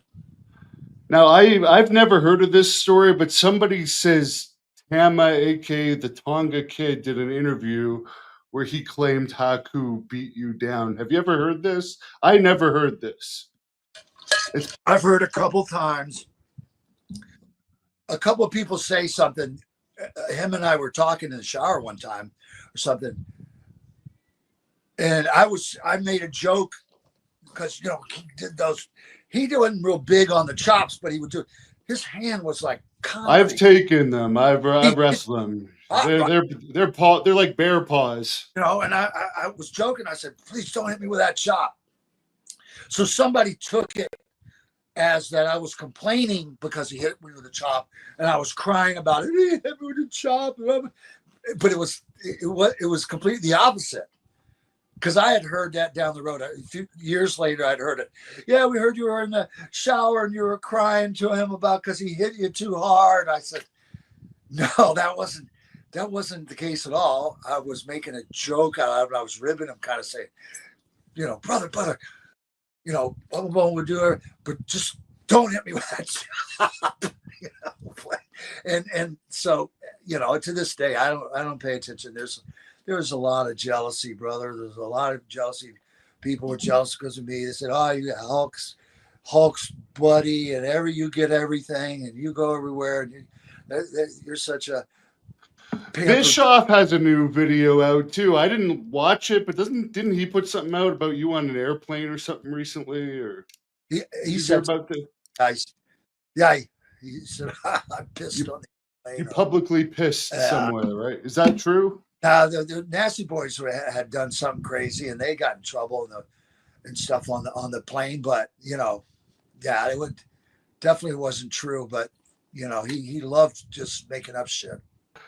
Yeah, Bischoff. For some reason, you and the Honky Tonk Man, he always goes after you guys. Yeah. Well, I don't know. I have nothing. I'm no shortage of things to say about him. He's a great fraud. Him and Jason Hervey, you know, they were partners doing television, selling reality shows to people, taking their money and filming stuff. And then when it came time to get their things onto TV and make deals and everything, they'd come back to the people and say, oh, well, you know, they didn't like it. So they turned down they're not going to give us a spot. They took tens of thousands of dollars from people and then just stole their money and then just, you know, and then went on to the next person and conned them. He's a con man. He didn't know that. He never put on a pair of wrestling boots. And in my opinion, he didn't know dick about wrestling. Who was he to run a wrestling business, you know, and claim to be all knowing, all seeing, smart guy? Don't know shit about our business or running it. You know, I never saw it, never figured out how he ever did it. He was a genius con man, though. I got to give him that. Were you there when Coco Beware beat up Paul Roma, or did you hear about that story? Yeah, I heard about that one, but yeah, I didn't. You didn't see. I love Coco. I know Coco since 77 when I was first in Memphis, and when I first met Wayne Ferris, Honky Tonk Man, and Jimmy Hart, and Coco was there too. You know, when we were all, you know, and Coco's been my friend ever since. I love Coco. He's a great guy. But what I was there for was when Paul Orndorff beat up Vader. Oh, in WCW. Yeah, Vader. I hated him. He just abused guys in the ring, hurt people all the time. Didn't care. He thought it was funny. And Orndorff he's a Florida boy. He's Brandon. He was our rival high school.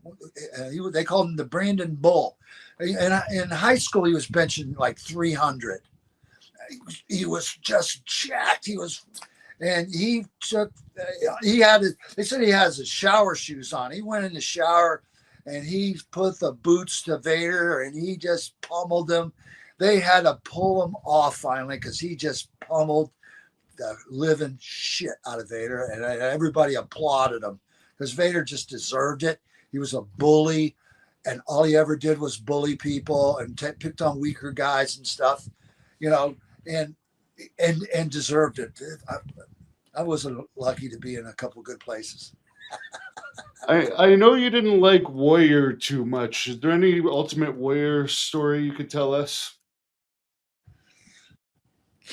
Not really. I was just glad I never had to wrestle him. You know, I mean, when he first came in, what I knew of him, he was supposed to be this chiropractor. He was a chiropractor. I mean, good body, good training. I used to actually work out with him in the gym. Sometimes we'd eat together and travel a little bit when he first came in. But then once he changed up and got the new gimmick, and then Vince just, I don't know, Vince just had this hard on for him. He loved him.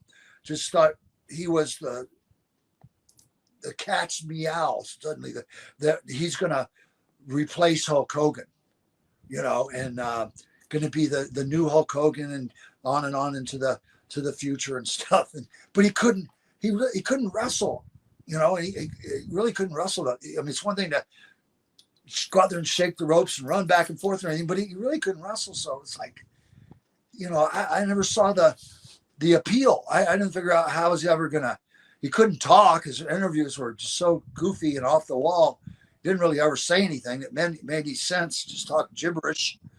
And were you in his dressing room in WCW? Because you were the disciple of the Warrior at one point too, right? Well, for like a week, yeah, they said I was going to be his. That was Bischoff. Another way of Bischoff screwing me over, and he hadn't made a deal with him. They make me this One Warrior Nation guy as his one as his disciple now, and then the next week he quit. So now I'm floundering. There's nothing, nowhere to go with me as the One Warrior Nation guy. I look like a fool, and that was the beginning of the end for me there at WCW, because then what was I going to do? And it lasted for I don't know, another month before those guys came in and audited the company and shut it down, and it all went south. Did you know Billy Jack Haynes much, and what are your thoughts on his whole situation with killing his wife? Oh yeah, I didn't know. That's one thing I don't know much about. Billy Jack Haynes. I was in Oregon for a year, pretty much the whole year, 1979. And C.V. Athy, I don't know who he is. He's wound up going back to.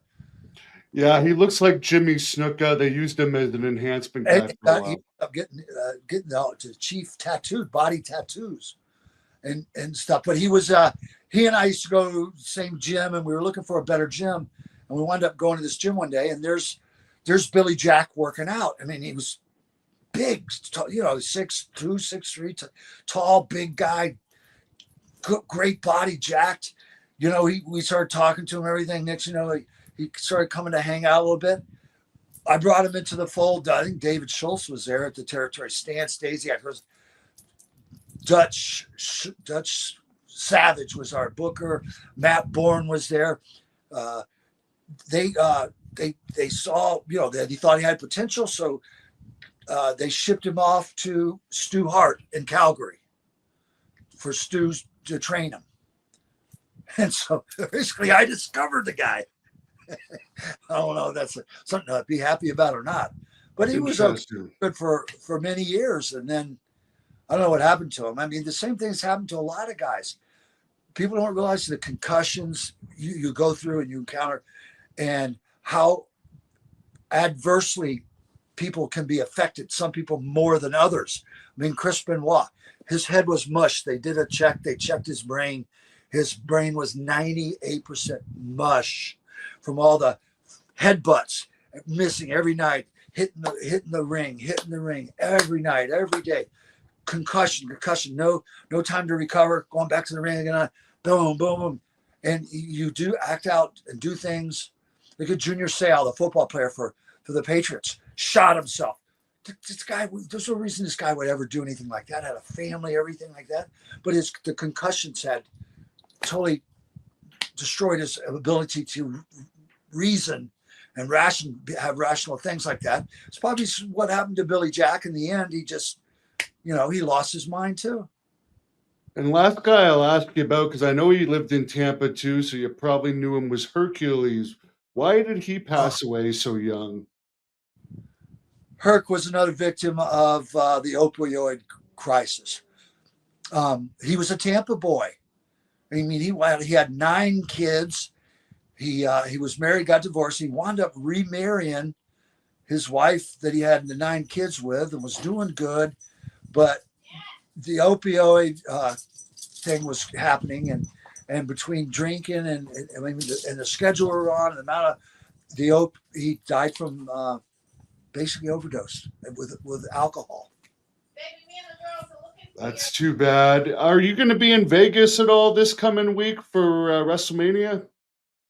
No, I was actually booked. Too many people go. Yeah, it's crazy. Fred Ottman gave me a call. Said, I got a guy wants to bring in some guys. I gave him your number. I talked to this guy. I mean, they made us a great offer. I thought, oh my God, this is going to be one of my best WrestleManias ever. I'm going to make a ton of money. It's going to be fun. A few weeks later, and this is like in December, the guy calls back and says, I'm going to be sick and I won't be able to make it. So I got to cancel. And I'm like, I called Fred and I said, what's going on, brother? How could this guy know he's going to be sick 3 months from now and we can't be there, so he's going to cancel us? Yeah, I can't. Yeah, it was all bullshit. The guy was full of shit to begin with. Probably it was. I don't know. Somebody ribbing us, maybe. I don't know who this guy was. When you're done, okay? Yes, honey. All right, love you. So many shady people in wrestling. Yeah. Well, I appreciate you checking in with us. Is there anything you want to give a plug or anything before we sign out here? I just my Boca Raton Championship Wrestling, and I'm the commissioner. You can log on to on the internet and look it up. Great talent, great people. I just want to thank all my fans. My huge people are always coming out and driving long trips to still come to see me, and I can't. I'm honored and grateful and thankful to the fans for all these years to still be in my corner, to still support me, and I hope they continue to, and I hope I can hang out for a few more years and get to, hang out with them. Awesome. I really appreciate it. And could you just do more of a promo to shut this down, as if it's like one of those 80s superstars wrestling promos to sign us off here? Let me tell you something, brother. If you don't tune in to Hannibal TV, watch the best podcast going this side of the Mississippi, then I'm going to have to come out, put you in the sleeper, chop all your hair off, body slam you, stomp a mud hole in you, and then say goodbye, folks. With none other than WWE Hall of Famer, the man who was in the first WrestleMania, tons of WrestleManias. He main evented Starrcade for WCW. He was recently featured on Dark Side of the Ring. Brutus, the Barber Beefcake. How are you doing today, sir? I am doing so good. It's insane. I mean, I am so doing happy, well, blessed. My life, things are going great. My wife, she's tremendous. I mean, it's better than I could have ever imagined it would be a few years back. It was really looking bleak, and things really turned around. Speaking of looking bleak, before we went on, you just reminded me of a time in Calgary when I tried to do a show there, and the ring truck broke down, and we had like 700 people in the crowd, and they ended up just getting your autograph because the ring didn't show up. There was no show. Bad night for me, but at least the fans got to see you. Hey, we had fun with the fans. We did the best we could. Sometimes that's what you got to do in our business. Can't always go the way you want it. But I do remember you paid me for being there, which probably half the guys, the promoters in this country or more, would have balked, and not would, and you were right up the front. I was a long ways from home too. So, but I mean, that just goes to show you're a good man. Appreciate it. And you are too. I don't know why people pick on you sometimes. Why do you think that is? Just jealousy of your Oh, success? God, I don't want to hit that too hard, but you watched The Dark Side, obviously, right? Yeah, I saw it. Yeah.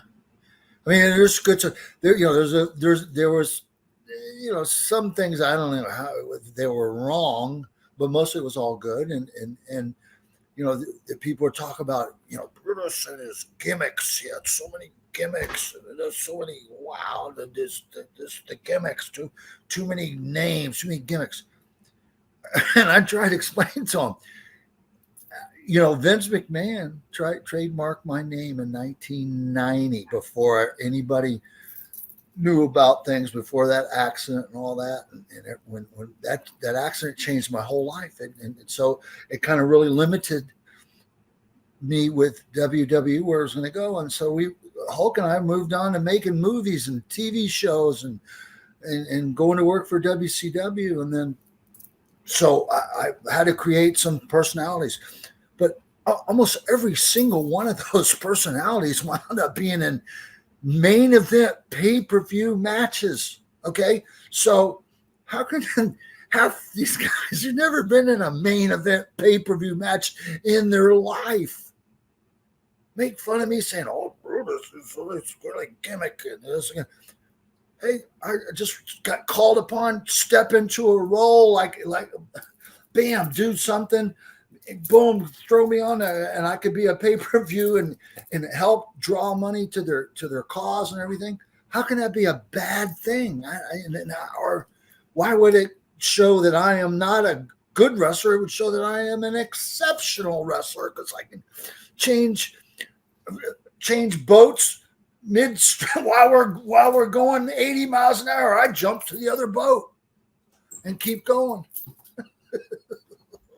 Yeah, I heard that. I think it was Starrcade '94 when you were the Butcher taking on Hogan. That actually had a bigger crowd in Nashville than Flair against Steamboat that everyone talks about. But people will never give you your due on that. It had a good pay-per-view buy rate as well. I only say that I thank God every single day. I pray so much. He has blessed me so much. I have just been able to do things, and sometimes I guess I tell my wife all the time, hey, you're not bad. These people that talk about you they're only jealous. And Tell us what I call Ric Flair. My nickname. Yeah, I noticed Knobs took a shot at your acting. Is that because maybe he wasn't in as many movies as you? I doubled Hulk and did stunts in probably eight movies and 9-10 movies and television series that went 22 episodes, and it only got dropped because the greedy production people that did Baywatch, over there on the California beach for years and years, and they stole so much money. It's mind-blowing. And they came to Florida and they thought they could get away with the whole thing. And Rice Entertainment, who was sponsoring the thing and putting up all the money, they went back and looked at the books and they go, "Oh, Jesus, you got there's 20 people that are on the books as your family." What? And the FedEx and the FedEx bill was $250,000. I mean, money just disappeared everywhere. So at the end, after the show, the people looked at the thing. They go, "Hey, it's a great show and we love it, but we just can't put up the money again and see it all go out the window." Yeah, and it was a pretty good show. And I know you were in Mr. Nanny for a little bit. Stand with Muscles, Ultimate Weapon. Two Ultimate Navy Weapon, SEALs. you had a real role too, right? Yeah, you had a pretty big role in Ultimate Weapon. And I spoke and everything. But the Navy SEAL, the two Navy SEAL movies we did for TNT with Carl Weathers and Marty Cove and Marty Cove. Sorry, from the the Karate Kid movies. Billy Drago from The Untouchables, and done a million movies. All kind of people. Shannon Tweed was in them. A couple of our episodes in those two movies, and what an unbelievable person. Really, I was just so lucky to be able to hang out and meet her, and to be with the head guy from Kiss. What's his name? Gene Simmons. Gene Simmons. To be with him, and she didn't drink, she didn't smoke, she was like saint-like.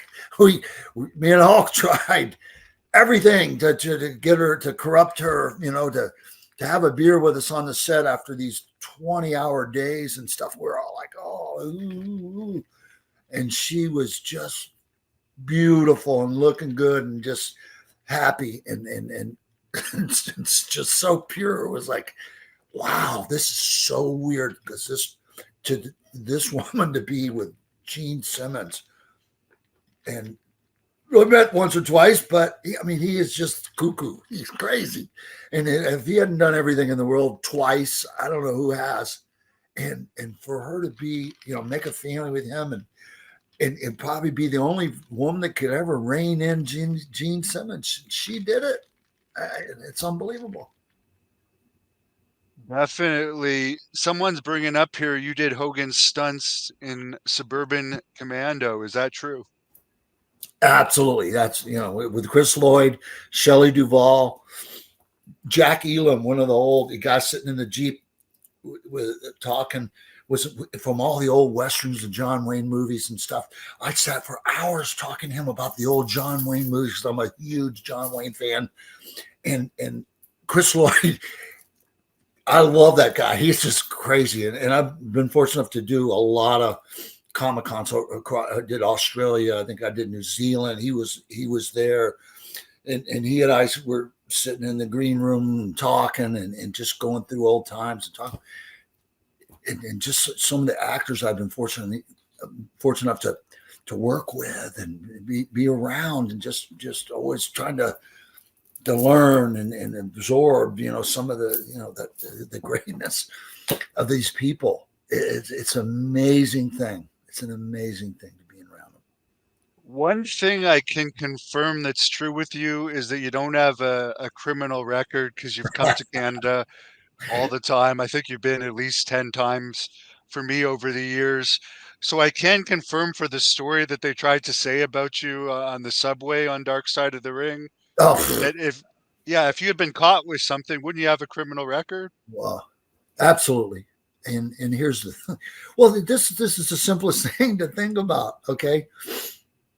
The place where I was, this toll booth, token booth where I was sitting, was called Downtown Crossing, and a bunch of the lines all run into that. And that was shut down for hours. That alone must have cost $500,000, $1 million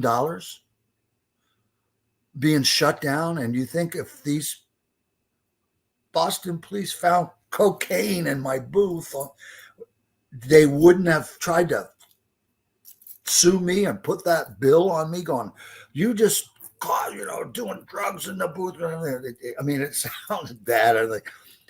But I still use those same aspirin BC powders today, because they work. There's several different pain relievers that you can use in that powdered form. And it's not such a stretch that I had one in my bag and it fell on the floor, and the girl picked it up and it went poof. And she's wearing a black, and this real fine dust like thing went on her. First thing she started yelling was, anthrax, it's anthrax. I don't know who would have ever thought of that. It was back in that time, I guess. That says it all. The Boston police, they never filed anything on me. And, they sure would if they could have. That's the way it was back then. And they don't even let Americans with DUIs into Canada. So I know. you definitely didn't have any charges there. Somebody wants to know about working for Jake Roberts in the UK. Do you have any memories of that? I love Jake. Yeah. Well, I know Jake was with a girl for a while that was from there. I know she was kind of sponsoring him, whatever. And then me, Doug, and Honky contacted us about going over and doing a show. So we all did. And it was like, everybody makes their own deal and everything. But like, so most of the time I get paid every night. That's the old school way. They used to do it in the 70s and the 60s. Every night you got your payday, your payoff. Didn't change till later. So it's like third day into the deal, and we're at a pretty good, a beautiful arena, and there's like almost maybe 100 or 200 people there. Definitely not paying the rent and paying all the guys we got. And I went to Honky. I said, "Well, did you get paid?" And he goes, "No." I said, "I went to Doug, and I was like, hey, brother, did you get paid? Have you been paid?" No. I said, okay, you guys can do whatever you want on this, but as far as I'm concerned, I need to get paid, and then I'll wrestle tonight. No problem. Happy as a clam. And when I went and told Jake that, he got upset and and everything. But then guess what? He paid all of us that night and stuff. Then, we finished out the tour. Everything was great. I went back to the States. And then when I got home, there was something on the internet about me trashing a hotel room in, I think it's London, somewhere in the suburbs or whatever around London, that I trashed the hotel rooms.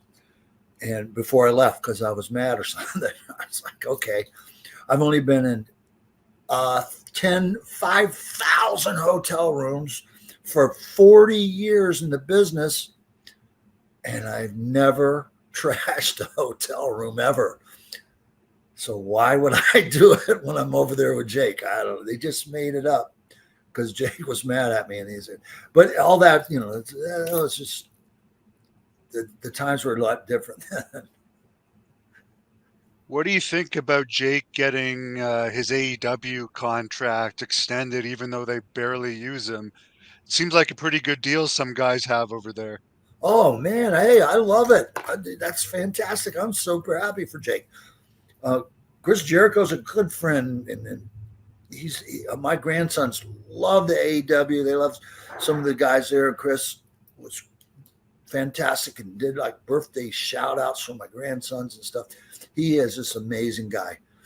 And, anybody gets a deal and can keep a deal. Amazing. I wish I had one, but we're doing okay. Yeah, well, maybe we'll see in there one day because they do bring in the legends here and there. Do you think with Vince McMahon recently selling about $2 billion total worth of stock that there's any chance he's going to jump back in the wrestling business? Apparently his no compete ends in January 2025. Oh, wow. I was never aware of that. I don't know. This is getting old. And how much money do you need? Really?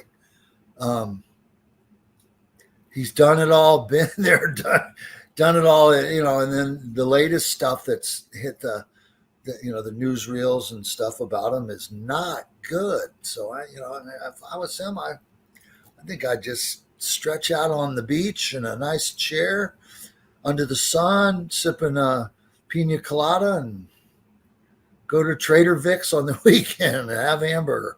I don't, what else? What else does he need to do? I'm going to guess you always had a good relationship with him over the years. Mostly so, yeah. Yeah. Never spent a lot of time with him, but he was in Florida a few times and then he did make a couple of stops down on Reddington Beach and Hulk's townhouse down there right on the beach. We pulled the Donzi Z33, 33 foot twin engine boat, anchor it right off the beach, nice pool down there, everything, and Vince and Linda both, and we hung out, barbecued and did our thing down there and on the beach and had a great time. Do you see him going to court with this woman now that she's already brought it all out? He really doesn't have anything to lose by taking it all the way, or do you think he's going to settle it again? You know what? I haven't been following that too close. I don't have a clue. I really don't. I don't know what. I know it's not. Going to denying it to the end. I think maybe that'd be good, because if it's what I think you're talking about, it's so degrading and demoralizing and subhuman behavior that to admit to it would be pretty serious. I don't know how you come back from that. Did you actually leave WWE to go to WCW, or was there a time in between there where you were a free agent? Definitely like a free agent there. After WrestleMania 9, while we were actually after we just come out of the ring, probably within 20 minutes, 30 minutes, we went over to another stage and filmed a interview for the Tokyo Dome. And he and I both went over and wrestled the Tokyo Dome, whatever it was, 75,000 or something. And I picked up a better payday for an 8-minute match with Masa Saito. Saito, the same one that was in with Kim Patera and went to jail and all that, was the booker for New Japan. And worked with him, did like 8 minutes, beat him and right in the middle of the ring, and made a better payday than I did for WrestleMania. I don't know if we were considered a main event. I assume we were. We were world tag team match. I thought we actually won that match, but then they kind of flip-flop, switched around at the end there, and realizing what they had done, and said, "Oh no, we can't give those two the belts because they're leaving." Going away. We were going to film Thunder in Paradise, actually, the movie first that we filmed in St. Pete Beach and all around and the surrounding islands and stuff, and then we started filming Thunder in Paradise, the television series at Disney. And then WCW was doing all their filming at Universal Studios, I guess back then. So it was only natural with WCW people everywhere, all around us, surround us in Orlando, while we're down there at the Grand Floridian, and Terry's bringing in, Terry Funk, and we had Hercules, we had all the Sting, the very first episode that they sold the show to Disney with had me doubling Hulk on a wave runner on a small little river there in Kissimmee, flying down this river in a wave runner and roll up to a airboat with supposedly Sting driving, but they had a guy underneath it had it set up.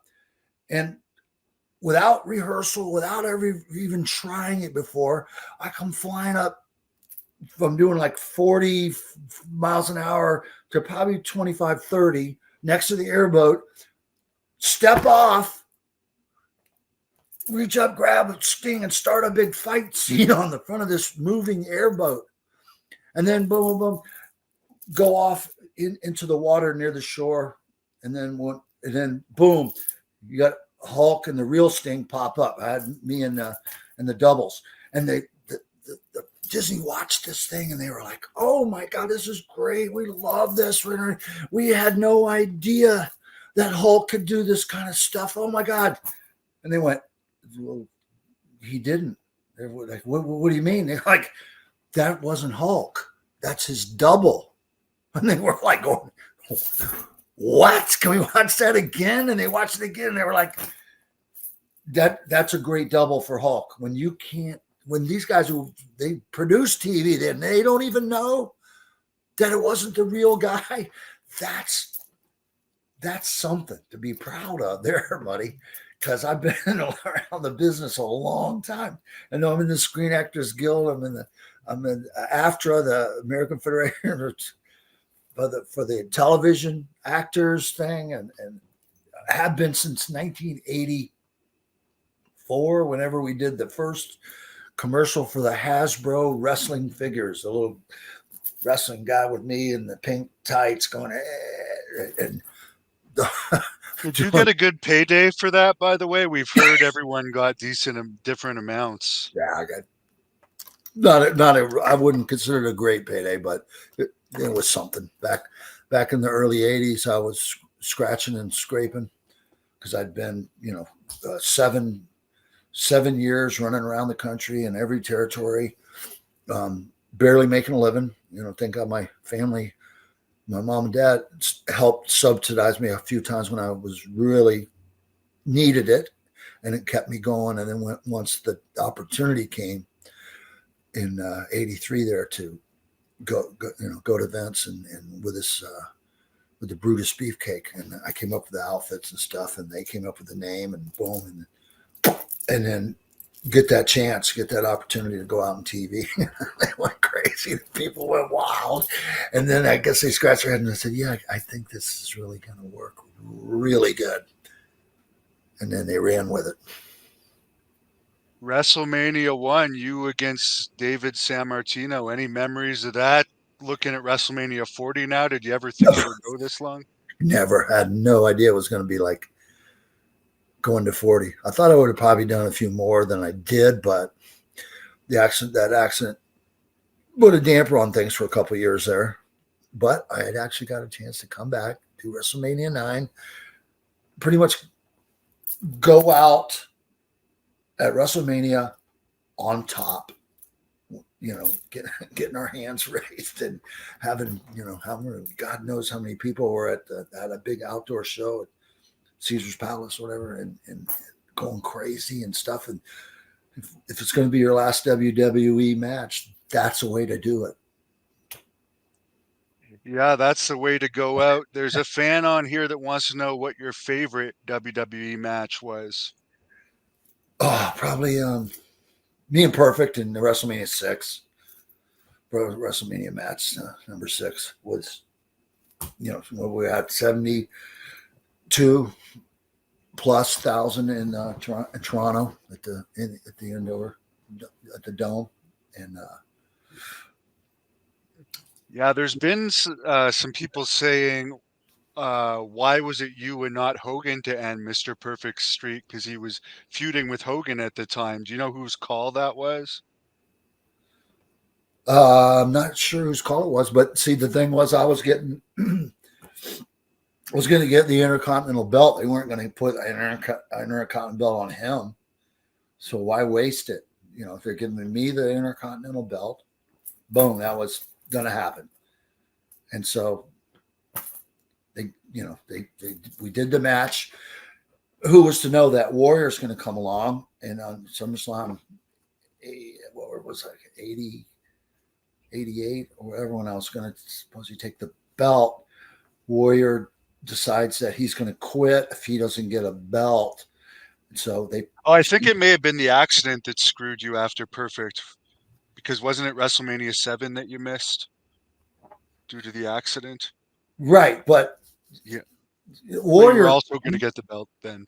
I was going to get the belt in August of 1990 with that, or August or September, whatever it was, for the SummerSlam, and then but the accident happened on July 4th, so that took that out, and I mean it changed the course of my life, but I'm happy to be here, still be alive. I shouldn't be alive, probably, the way things turned out. I'm awful happy. The doc, he was on the dark side. My doctor Dr. Matuz Habal from Armenia, a genius, a man who was years and years and years ahead of his time, and he saved and helped countless children who would have never lived. And his skills and with the in the operating room were amazing. Where he was so advanced, and the reason and why he ever decided that he's going to help me, I have no. It's just God intervened. It was an intervention there. He didn't operate on adults. He only operated on kids. And how they were able to wrangle this guy off the golf course into the hospital to see me, hopefully before I died, because I was in and out there, bouncing in and out. I was up by the pearly gates there, checking it out, and they yanked me back. And that doctor just said, "We're going to operate on this kid." And all the doctors looked at him and said, "You're gonna what?" The guy, he's not gonna live 12 more hours. What do you think you're gonna operate on? This guy's gonna die. He's dead. He's dying as we speak. He's dying. So, and the doctor says, "No, we are gonna do this thing. We're gonna redo his face." And called up all these doctors and all this equipment. And they had to bring in 18-wheelers into the parking lot because the hospital had no facilities for trauma, and hundreds of thousands of dollars. The bill on this thing was like $750,000, $1 million really, to actually redo my face. And then the doctor knew that I was out of business, and I didn't really have insurance, so he canceled all the other doctors' pay, said this was on me. And then so the doctor's bill was like almost nothing. He did it, and I agreed to do some stuff for him, which I did, and go to speak to parents of some of the children and people that come from all over the world. Some of the third world countries, all the third world countries that have no way to help kids born with cleft palates, with their teeth, half a mouth, their nose over here, one eyeball up here, one eye. This guy was so good. He could transform through a series of operations, transform these kids into a person that could have a life and grow up. And it was the most amazing thing. I had no idea there was anybody out there that could do the things that this guy did. And what's the luck of how you call it luck that the accident occurred 30 miles from where his office, 20 miles from his office. His office could have been in Kathmandu, for all in Budapest, in London, in Ireland. It could have been anywhere in the world, and I'd be dead. And it was in Tampa, Florida. And the accident happened just north of Tampa in a little city called Lutz, Florida.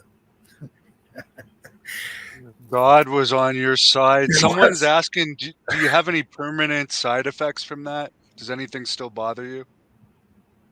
I get some headaches.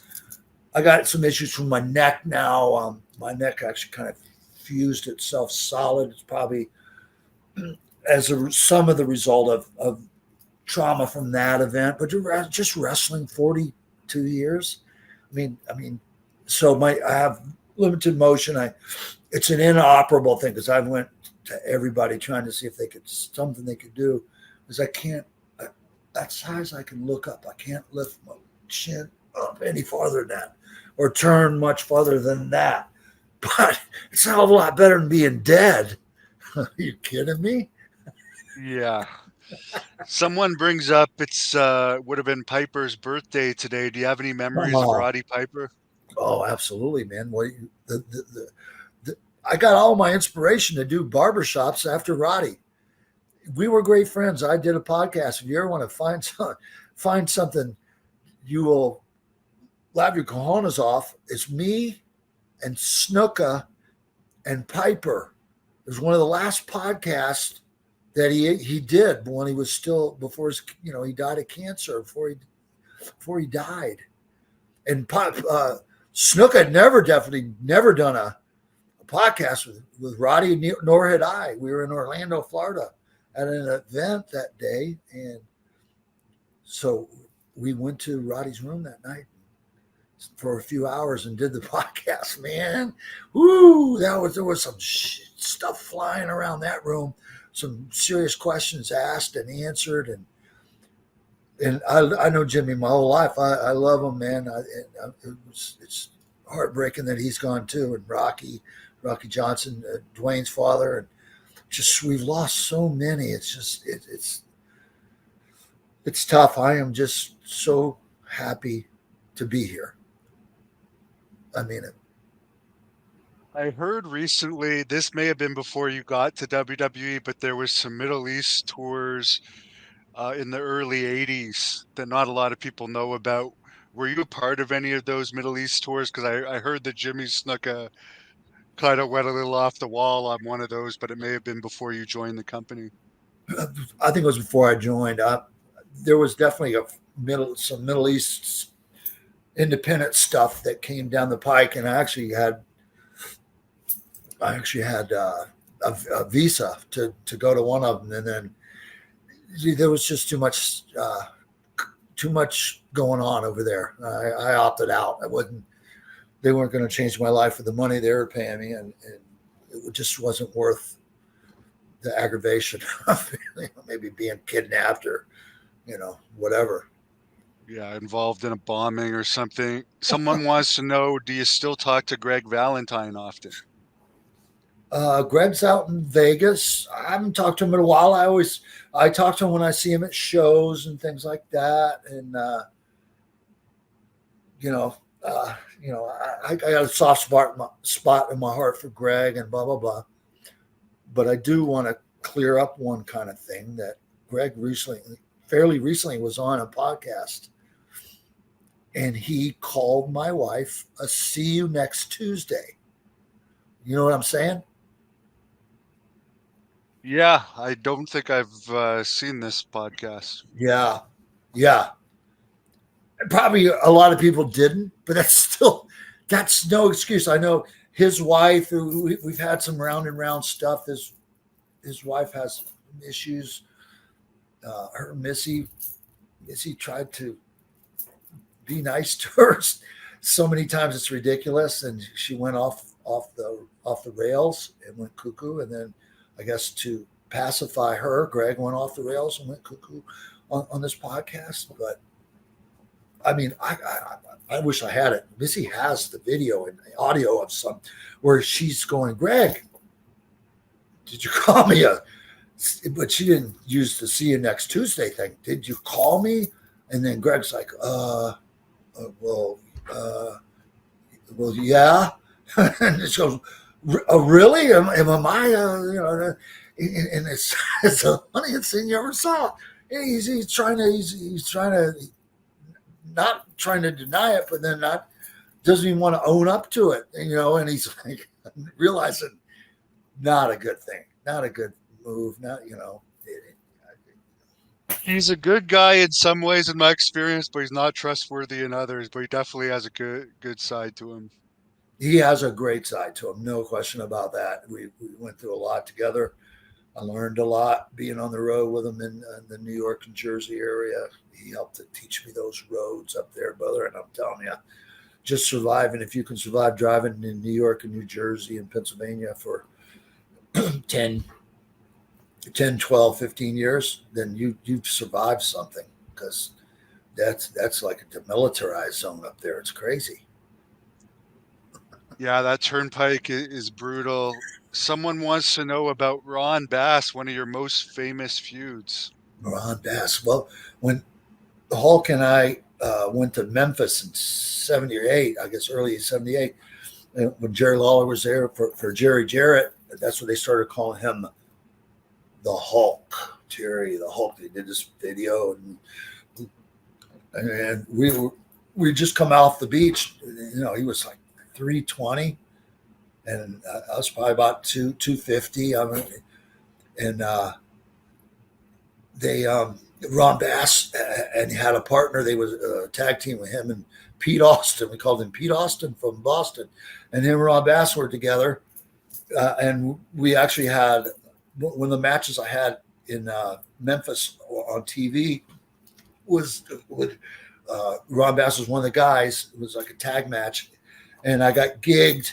And Bass gigged me, and he hit a vein. He hit a vein in my head, and blood was squirting out almost. I mean, they had to X out the TV screen, and the blood. There was so much blood in the ring that it's like the people that had to wrestle after me, they were like they could hardly deal with it. The smell was horrible. The ring was.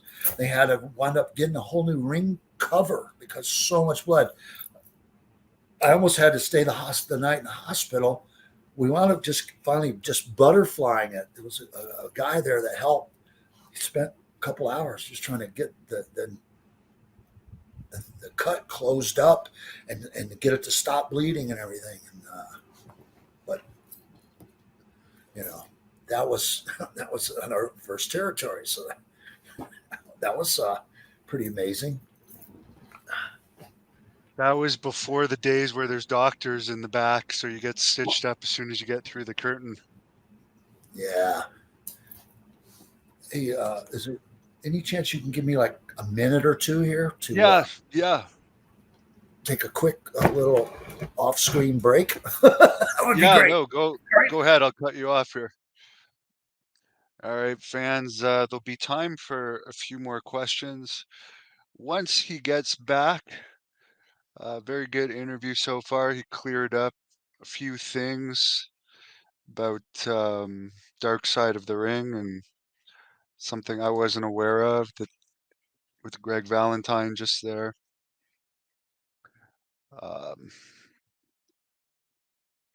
So he'll be back in a couple minutes. Apparently, Jack Kilby did an interview with Buff Bagwell last night, who is another guy that had a dark side of the ring earlier this year. So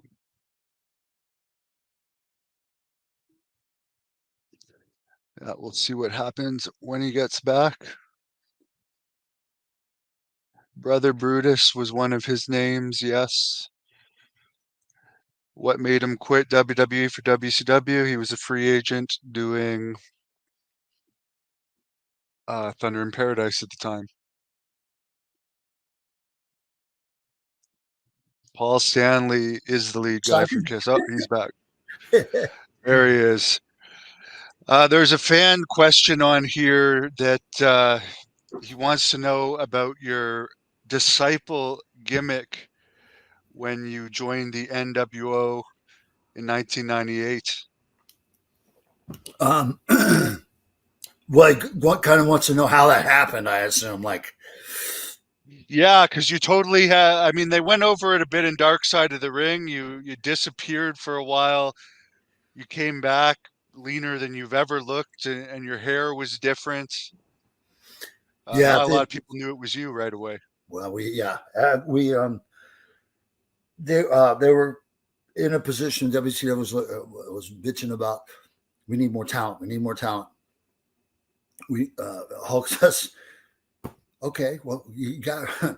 We still couldn't use at that time. We still couldn't use Brutus Beefcake. It was still tied up in court. But so you got Brutus Beefcake here. Well, you've been so many. Eric Bischoff says, hey, we've been all these guys. We just can't repackage you anymore. He said, well, you got a really good worker. Been a former world champion. You can't use him. And Bischoff was determined. Absolutely not. We just can't do anything more. Why does he hate you so much? I don't know. You talk about the J word, man. You know, he wanted to hang around Hulk. There was a time him and Jason Hervey, his butt brother, I mean his partner, and Hulk would not hang out with him because me and him were running wild all over everywhere. And you know, it's just one of those things. And he was just like determined. And then so I went back to Florida, like you said, dropped, going changed, grew the beard out. I was down to like 5-6% body fat. I went from 255 down to 220, 215, 220. I was wearing 30, went down to a 30-inch waist, still had 20-inch, 21-inch arms. And I got the leathers and got the stuff, and then Hulk saw, he was like, oh my God, they're not even going to believe this. So he made an appointment. We went down to CNN Center in Atlanta. I had my gear on, you know, up the elevators and CNN people were giving us the looks. Go into the office with all Bischoff's people, and I think Kevin Sullivan was there. There was a bunch of people in the room. And Hulk marches me in there, and everybody's like, oh my God, who is this guy? And Hulk says, this is my new disciple. And everybody's looking at me, and they're going, wow, man, this guy looks great. You know, can he work? What? And then he says, oh, yeah, I guess I don't need to introduce you to Brutus Beefcake. And the people's faces hit the floor. Their mouths hung open. They couldn't believe it. Because nobody knew it was me. Nobody. And half the people ran out of the room. They were so embarrassed. And so, I mean, yeah, okay, he got me a deal. I had a paycheck. And that was the whole, the whole story. You know, to get 1 million people here, you're paying.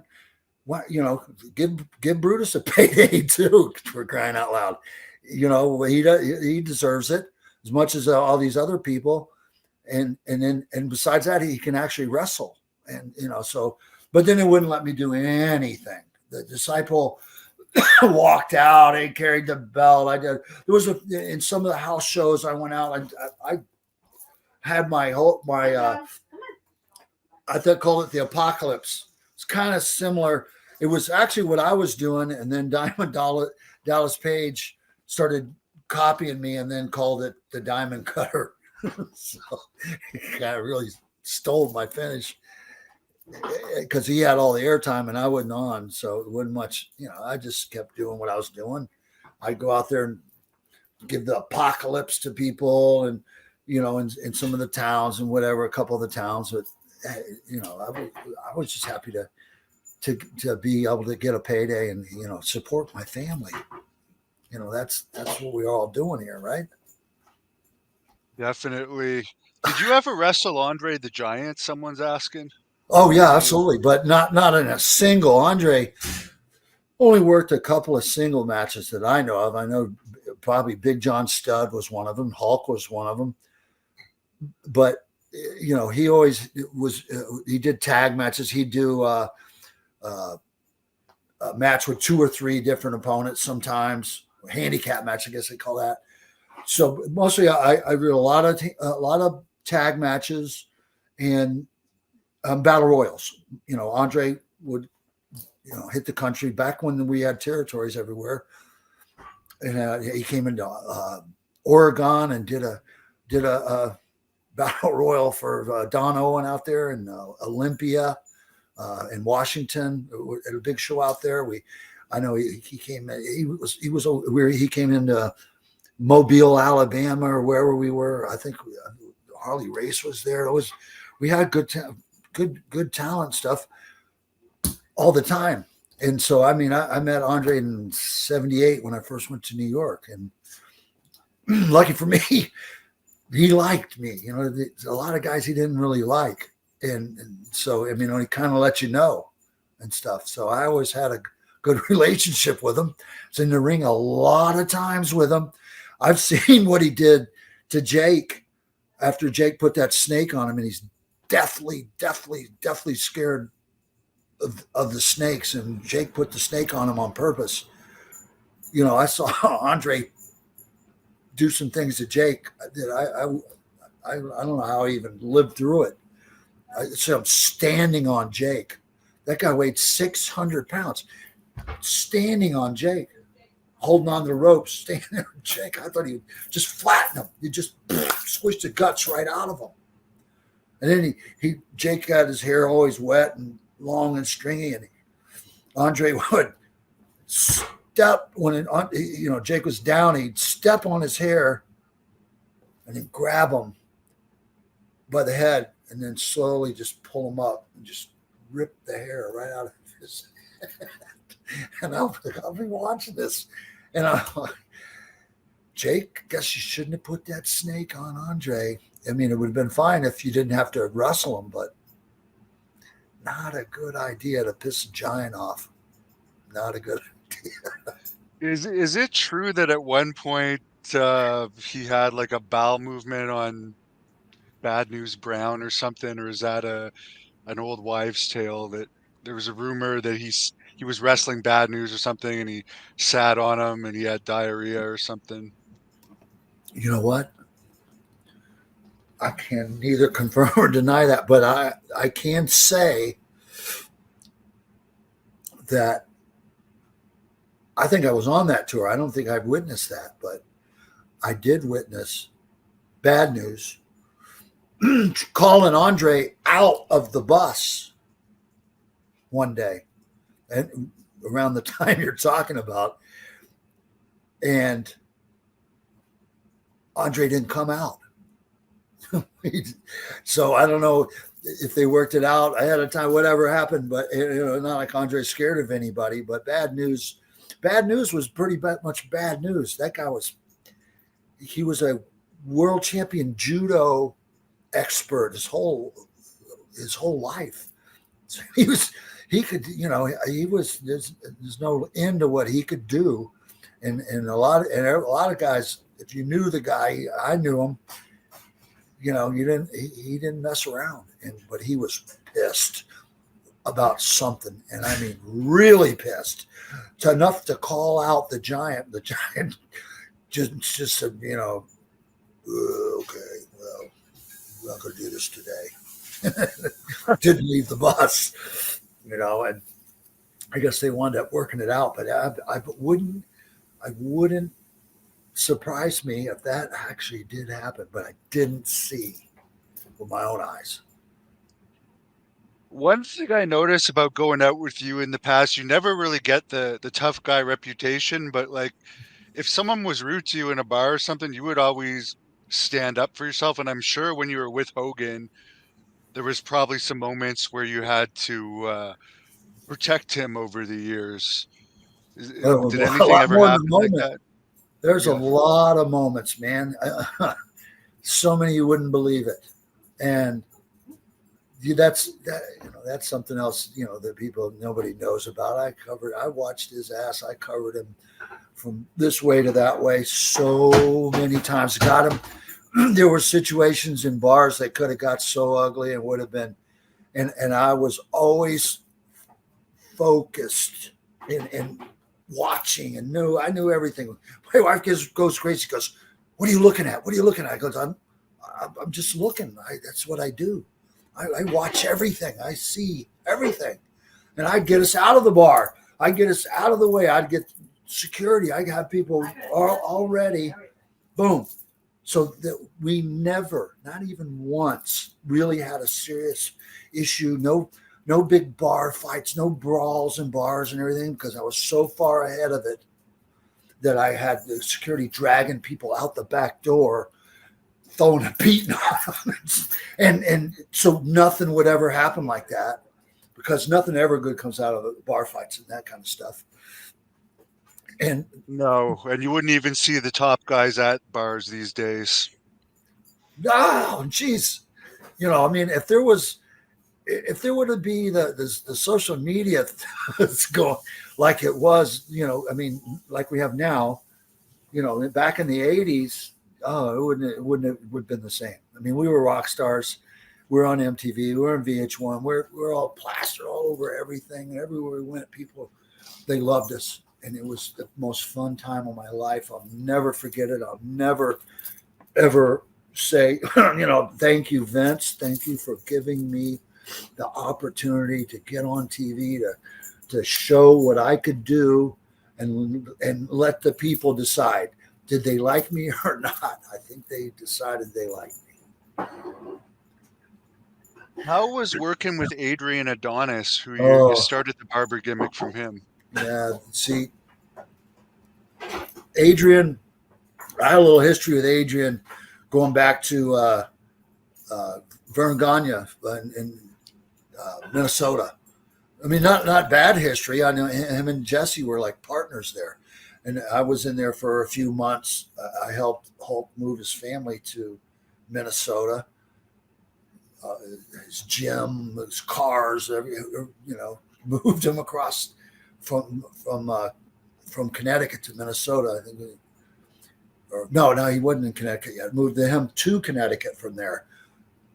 But Adrian had no self-respect. He always stunk. He was sweaty and dirty, and he had food all over him half the time. He was always high, always drunk. And I didn't even really know that they were going to stick with Adrian to the last minute. And he had come to me. He was partners with Dick Murdoch for a while. Did you know that, right? Yeah, I remember they had the biker style gimmick there. He had been doing the flower shop, and all that got moved. And then he got up with Murdoch, and Murdoch got into his head. And I met Adrian brought his wife when Hulk got married in California, and Inoki was there, and the Giant was there, everybody was there. Adrian was there with his wife. Well, I met her for whatever, 2 minutes, whatever it was. And then Murdoch had convinced Adrian somehow that I was seeing his wife on the side. And so Adrian came at me like he was going to kill me, like you're telling my wife. And I said, brother, if you showed me a picture of her right now, I couldn't tell you if that's your wife or it ain't your wife. I don't know what your wife looks like. I met her one time years ago. I have no idea what you're talking about. You were saying, Murdoch had pumped him up because Murdoch hated me and Hulk too, both, because we're the opposite of him and that old school mentality. We were good looking bodybuilder like types, and he was a big fat beer gut, tobacco chewing redneck. And he had convinced Adrian of all this bullshit, and then so I knew when Adrian came to me with that, and we didn't fight. He said, he didn't press it. He didn't jump me, because I sure would have been all over him like a cheap suit. Adrian, he actually could move and do things in the ring you'd never think that a guy with his body type and everything could do. But there's no way on earth that I wanted to have a program with him. But here's the thing. Even more than that, he didn't want to have a program with me. He quit after that WrestleMania 3. Boom. After the match was over, he got his thing and he went home. I don't know where he went, but he quit. So that first thing I heard was, now you're the barber. And Adrian quit. So I was like, whew, that was going to be a nightmare having to put up with him and all his craziness. So boom, he was gone. And then so now it was on me to try to figure out, because they gave me no warning. They didn't say 6 months before, okay, here's what we're going into this WrestleMania thing, and then you're going to help Piper, and we're going to do all this haircut stuff. And then afterwards, you're going to be the barber. And we had all these ideas. They There was nothing. I went to WrestleMania. I went home for a couple of days, went back to New York, Rochester, New York, to the first TV at the War Memorial. It was an old, dumpy, rundown, crappy building. And they came and got me and said, we've got to do a photo shoot. I said, a photo shoot? Where are we going? Oh, we're going down to a barbershop. Barbershop? Okay, go to the barbershop. Give me this white coat. One of the referees' name was Mark. They had him in the chair, and I'm acting like I'm cutting his hair and stuff. And they just said, okay, now you're the barber. So what does that mean? I'm the barber. There's never been a barber in wrestling before. You know, if there is a haircut match, if something happens one time in a territory when a guy's leaving, he gets his haircut. He's got his U-Haul packed in the parking lot. He loads up his wife and his kids after the match, and they drive to the next territory and, you know, and start up. There's no hair cutting going on. So where was I going to go with it? So I was ready to quit. And I was just going nuts. And Hogan finally found me and says, what's going on? I go, I quit.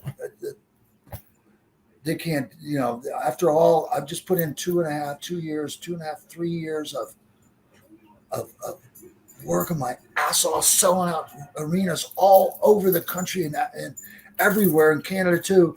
And you're going to just strip that name and gimmick away from me and not give me something to go on or anything? Just drop this in my lap cold?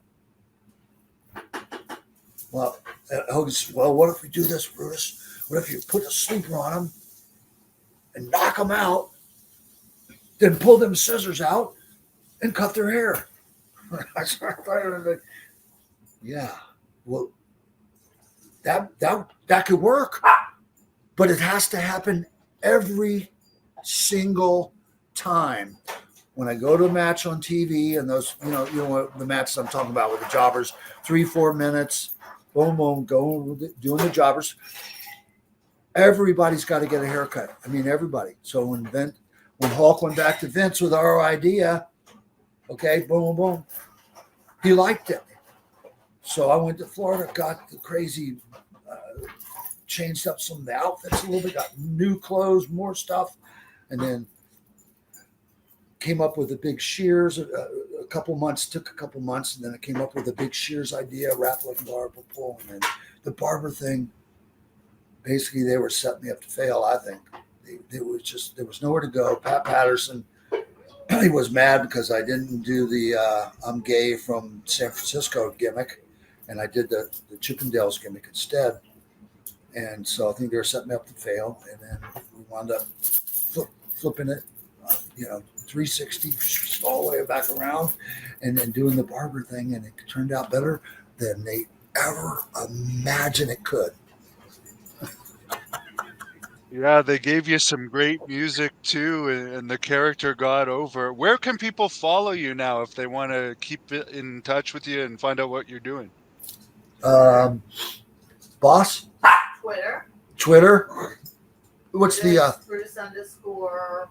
I don't know. Brutus well, there's no Beefcake Twitter anymore. Brutus Beefcake underscore. Yeah, it's Brutus X. Beefcake. It's called X now. That's Brutus Beefcake underscore. I have a TikTok. Brutus Beefcake. TikTok, Brutus Beefcake. Facebook is Edward Leslie. Facebook's under my real name, Edward Leslie. Instagram, Brutus Beefcake.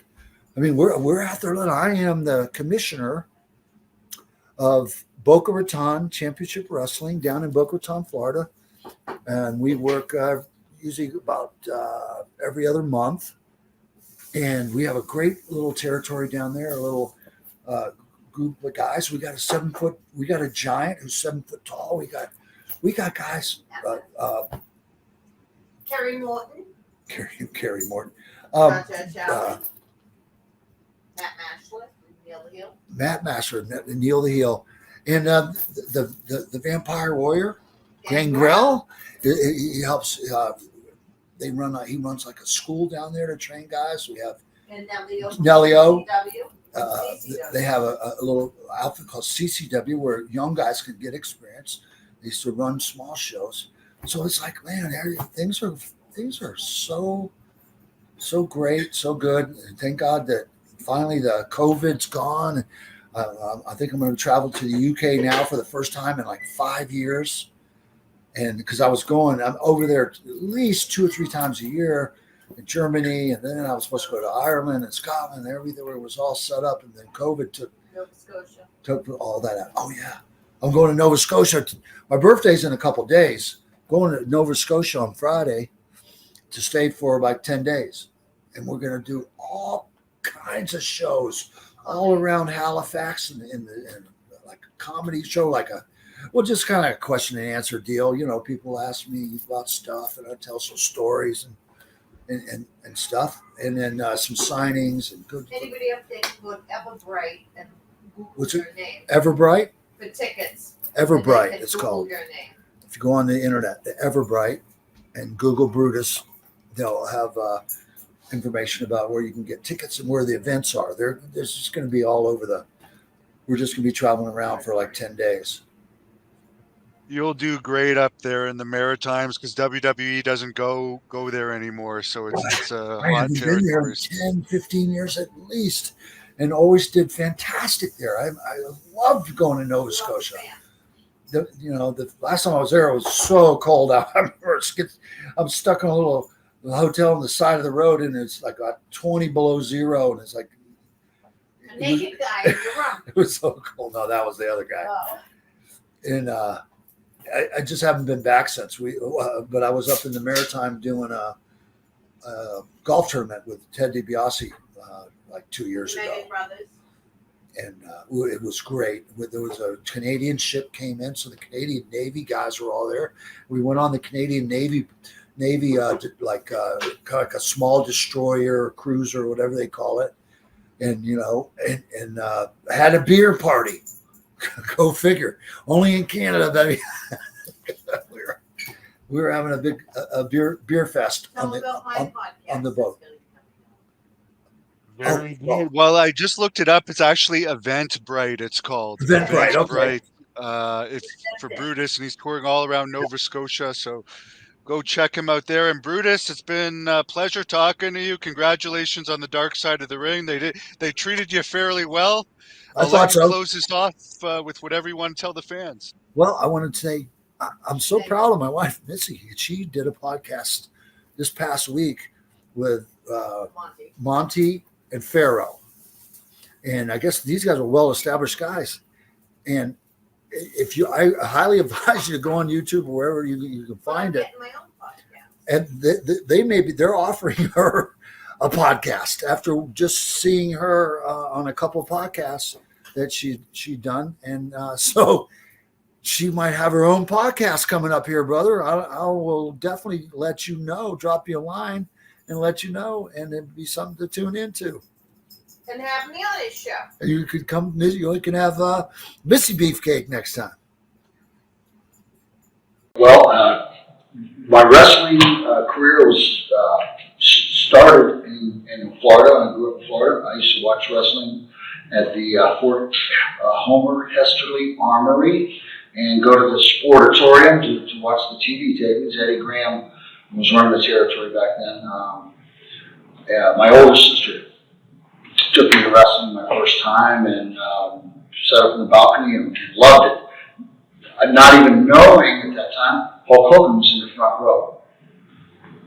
Another big wrestling fan. Through the course of high school, we all went to the same school. Hulk Hogan went to the same school with my older sisters.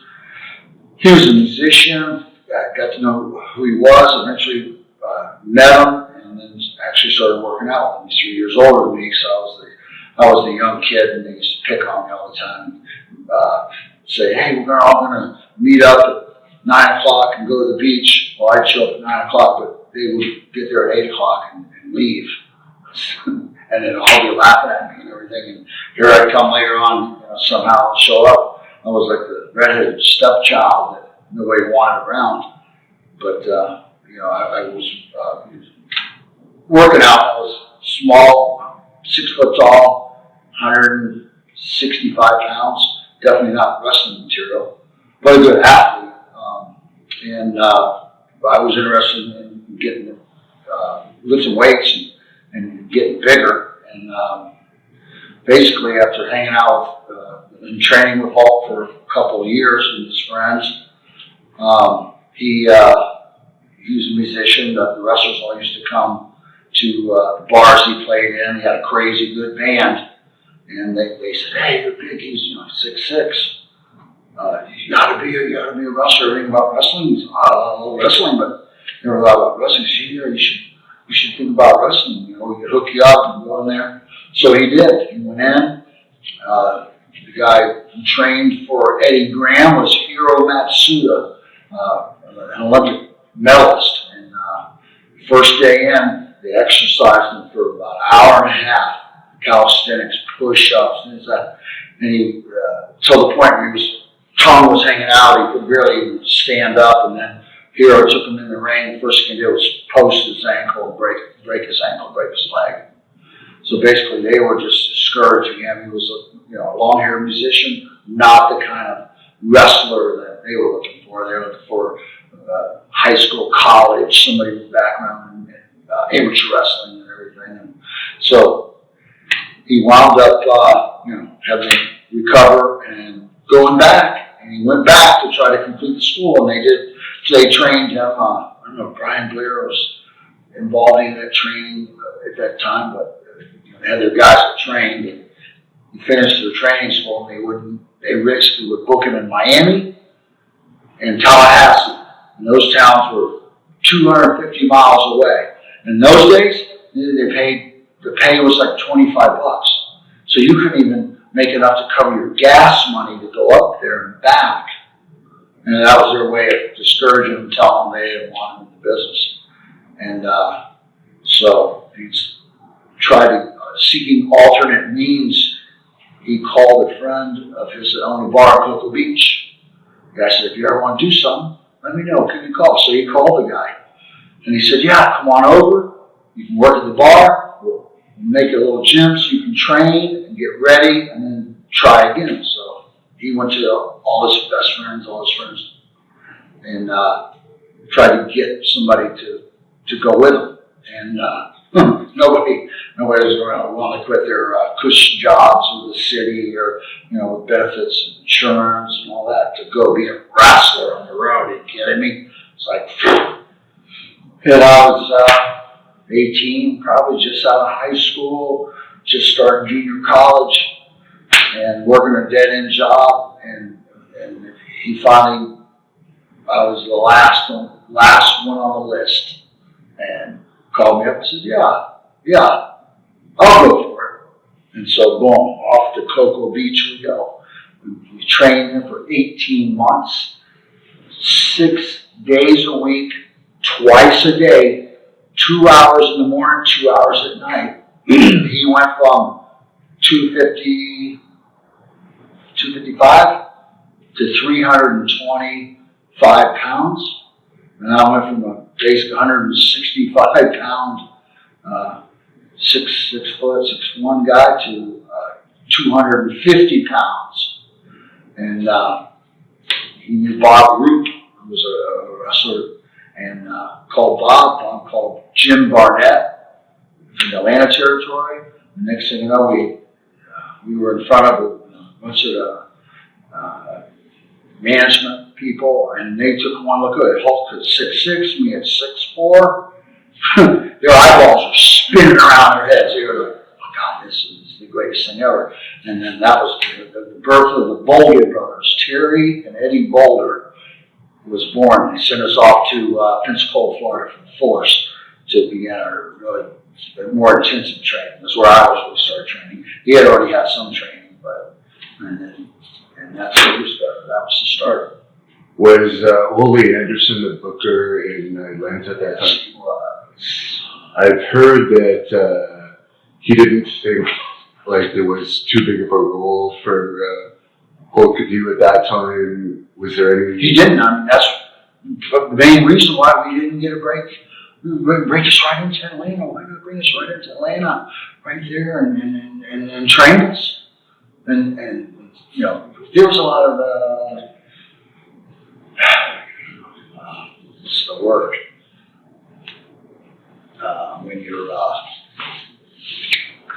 you don't like people who aren't like you. Right. Resentment, I guess, because you guys have the physiques and he was more gruff. We were a couple of long hair, physique type guys. Ole Anderson, big, fat, chubby looking, old time wrestler looking guy. And we were new generation, the next generation of wrestlers who would begin to come along. And there was a lot of resentment. Those guys didn't want to see us, taking any of their money, so they didn't help a bit. The Honky Tonk Man has told me that when you were in that next territory, I think you said Pensacola. This was the first, Memphis. Oh yeah, Memphis. Were you rooming with Honky Tonk Man at one of those points? He had mentioned that him and his partner had taken you and Hulk as roommates to help you guys out at one point in your younger days. Roommates. We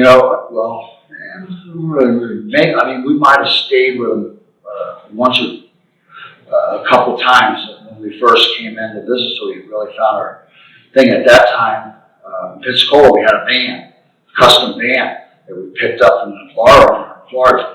It was a nice custom van, and basically that's what we lived in Pensacola. We lived in our van, made enough money to buy gas and eat, and buddy, let me tell you, we ate a lot, It's 325 pounds, both of us were benching in excess of 450, squatting 500. We do 2.25 military presses, seated, pretty strong couple of young lads there, and we ate a lot. And when we went to Memphis for the Jarrett's, for Jerry Jarrett, and then that's when they began to start calling Terry the Hulk.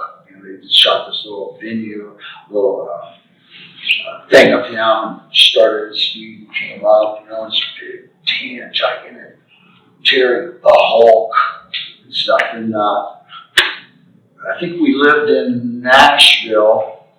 Most of the other guys, no, we didn't live in Nashville. Most of the guys lived in Nashville.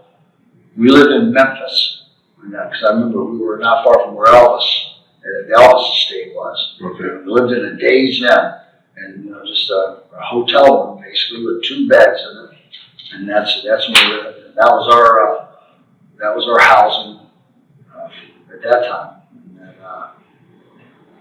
And I've read that Hulk was saying in the past in some of his books that that's when you guys started to make a little bit of money in the Memphis days and started to get over. Oh yeah, we had they were selling out. A couple of new, young, exciting stallions. The people were excited. Jerry Lawler was the top guys in there, and he had his clique. And he was, in a way, probably excited to see new blood coming in. But on the other hand, not wanting to see these young guys come in taking his money. Because, he's had his little deal there, and his main event, he had his deal. He's making, guys like us threatened him. You think it would be a good thing that it's going to bring us all up. We're all going to draw better houses. We're all going to make more money. And the guys didn't think that way. They didn't want to give up any of their money to us. So there was always something going on there. Which was evident when they took and separated us. And, so working tag team matches. We started making, us work single matches. Right. And it wasn't long after that when we wound up leaving. And where did you go from there? And then Memphis, I think we went home for a little while. And then, Memphis was 78, I think. The next territory we went to, I went to Bill Watts' territory in Oklahoma. Hulk went to Atlanta. And he used to live at the Falcon's Rest. You know that name? But and that was the famous spot where all the boys lived. It's like a little hotel. A little lady kind of ran it, looked after all the boys. Heck of a spot. And how did you get along with Bill Watts? I got along with him. Actually, one time we were going to the airport, some fan, this lady had, without my knowledge, stuck a pair of brass knucks in my bag. And I was going through the airport and one day with them, and my bag went through the machine, and also security, man, people were running, and the blue lights and everything was, and they were ready like to arrest me. I had no idea there was brass knucks in my bag. And because Watts was so well known, he was able to calm everybody down and just, you know, they just tossed them in the garbage can, and then we kept going. But I mean, he had a great territory going there. Gino Hernandez, Stan Hansen, DiBiase, Pork Chops Cash. And I mean, there was a huge amount of guys working through that territory. They had a great territory going. They did their TV in Shreveport, Louisiana, and they wound up putting me with Buck Robley, who was a complete screw up. And all he did was go from horse track to horse track all over the state and in between wrestling matches. And they put me with him. So it was a little bit difficult for me to get to the gym and get decent food. We didn't even stay in hotels that time. We slept in a car. And basically I got the shit beat out of me. Pork Chops Cash spiked me on my shoulder, separated my shoulder. Mike, what's his name? The guy that was in the New York territory, he used to always take showers. Oh, Mike Sharp. Mike Sharp, Iron Mike Sharp, was in the territory, and Mike Sharp kind of befriended me and allowed me to stay at his apartment because I had nowhere to go because I couldn't work for a couple of weeks while I recouped, and they helped me out. Ivan Koloff was in the territory. Ivan was a super nice guy. I just ran into him recently, and I told him, I said, I'll never forget when these guys were beating the shit out of me. Gino Hernandez was one of them. They just took advantage of me. I was just, I guess, happened to a lot of guys. I mean, that's, I guess, the way of discouraging people, making you pay your dues. Well, buddy, I paid my dues. I suffered a lot of injuries and a lot of pain at the expense of those guys taking advantage of me as a young guy. And finally, I was having trouble working because I couldn't get to the gym. I had no money at all. I didn't have an apartment, didn't have a vehicle, and basically I was in the world of trouble. And I got a call from Hulkster, and he was like, "Well, what's going on down there?" I said, "Get me out of here, because otherwise I'm done. Because they're going to kill me. They're going to just beat me to death. I'm not going to, I'll be injured to the point I won't be able to even work."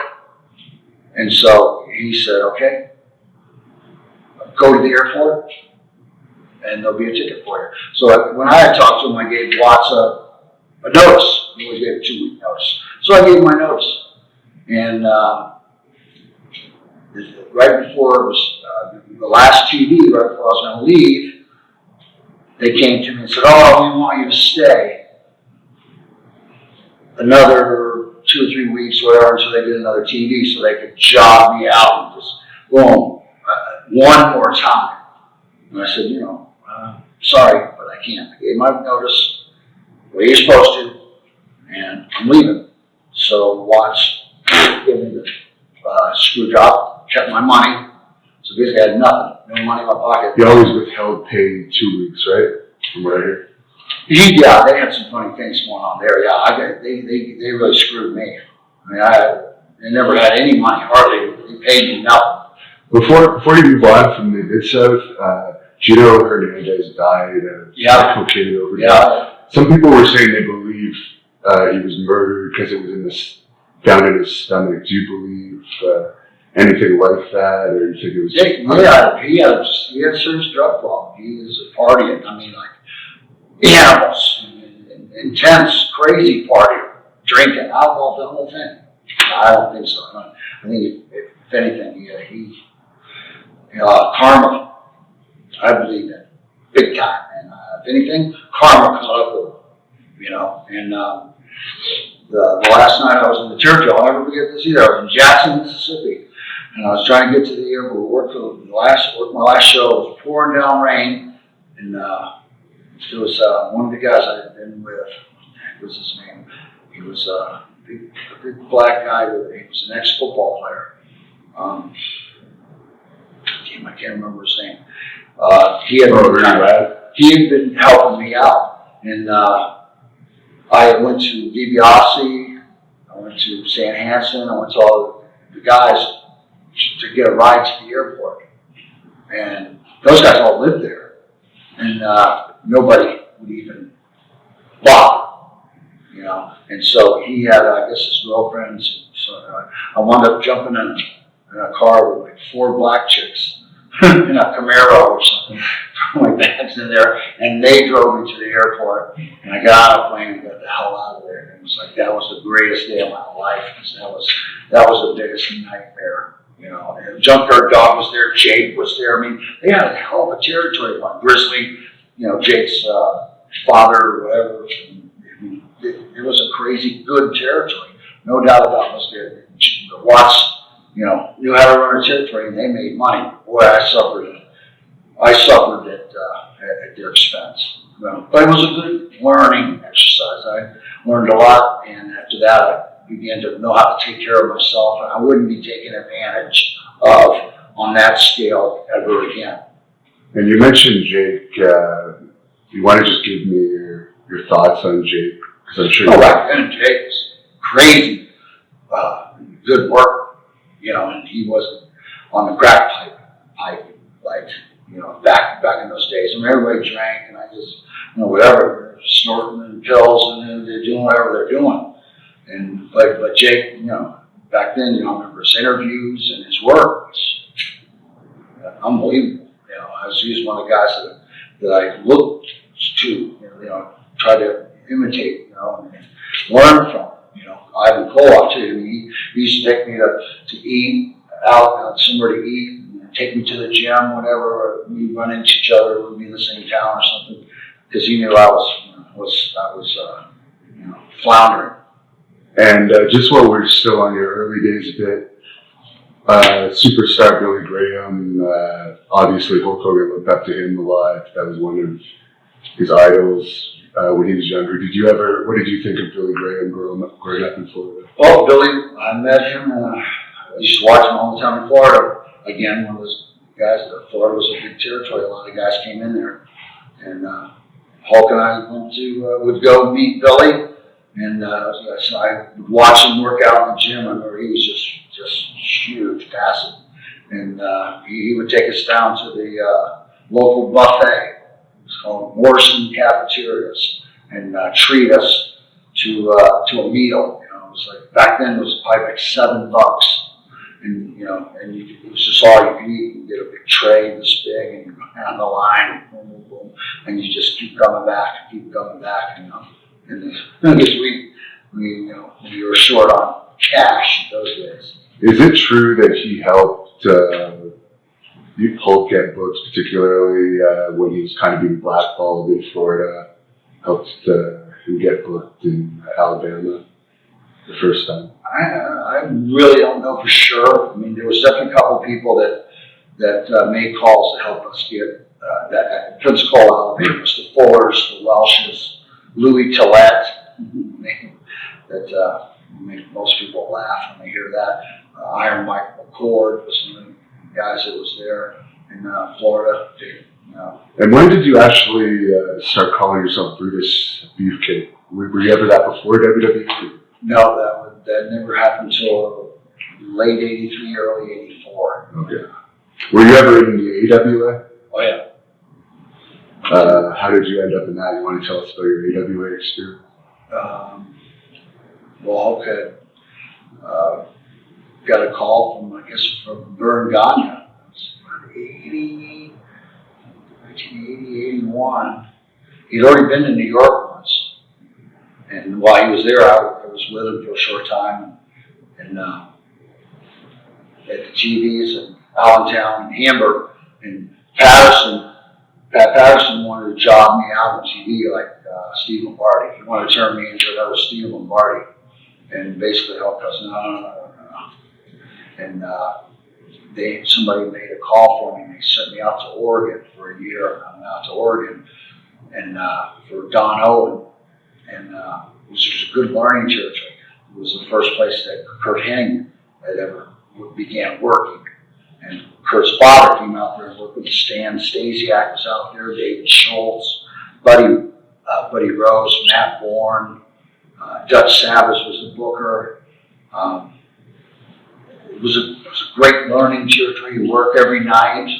You know, you start doing you're doing TV every week. You start doing the interviews. You begin to learn. It was there when I first began to really start learning a little bit about really how to work and being aware of the crowd, and not just being like out there in the ring and just totally oblivious, struggling and everything. I began to find myself out there a little bit, and I really made some real big gains there.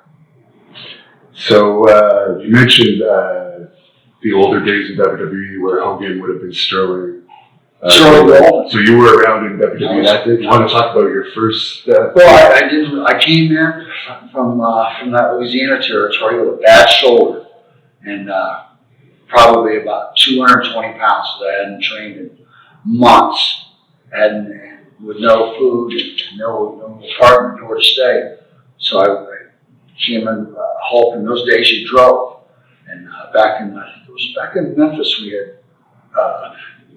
Hulk had bought a big green Lincoln Continental, and that's what we drove in Memphis. And we still had that car in New York, so we loaded up the car every day. We went to the gym every morning. We had a big cooler in the back, filled it full of food and waters. And back then it wasn't even real beer. We weren't drinking beer like on trips or anything like that. We had yogurts, milk, sandwiches, food in the cooler.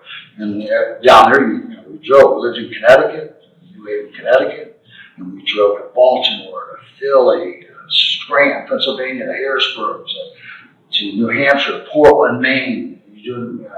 All the trips were in a car. Occasionally, they did run some farther away towns, but then they'd fly to us.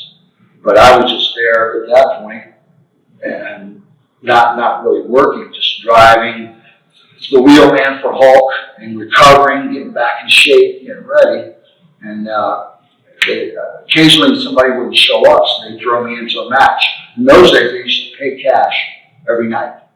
Arnie Skoll would come to the dressing room, pay the first, second, third, pay the matches, pay the matches.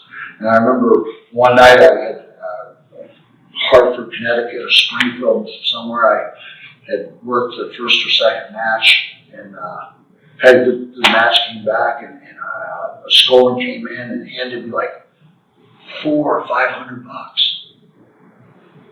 And I was like, oh my God, this is more than they made in months for a match. And I, tucked it away, and Hulk said, what would they give you? I said, he gave me $500. He went, he said, oh my God, don't let any of the other guys know that they gave you that much, because like Johnny Rods and guys like that, Jose, what's his name? Puerto Rican guys, the regular crew guys that were working the under matches got about $200 a night. So they gave me $500.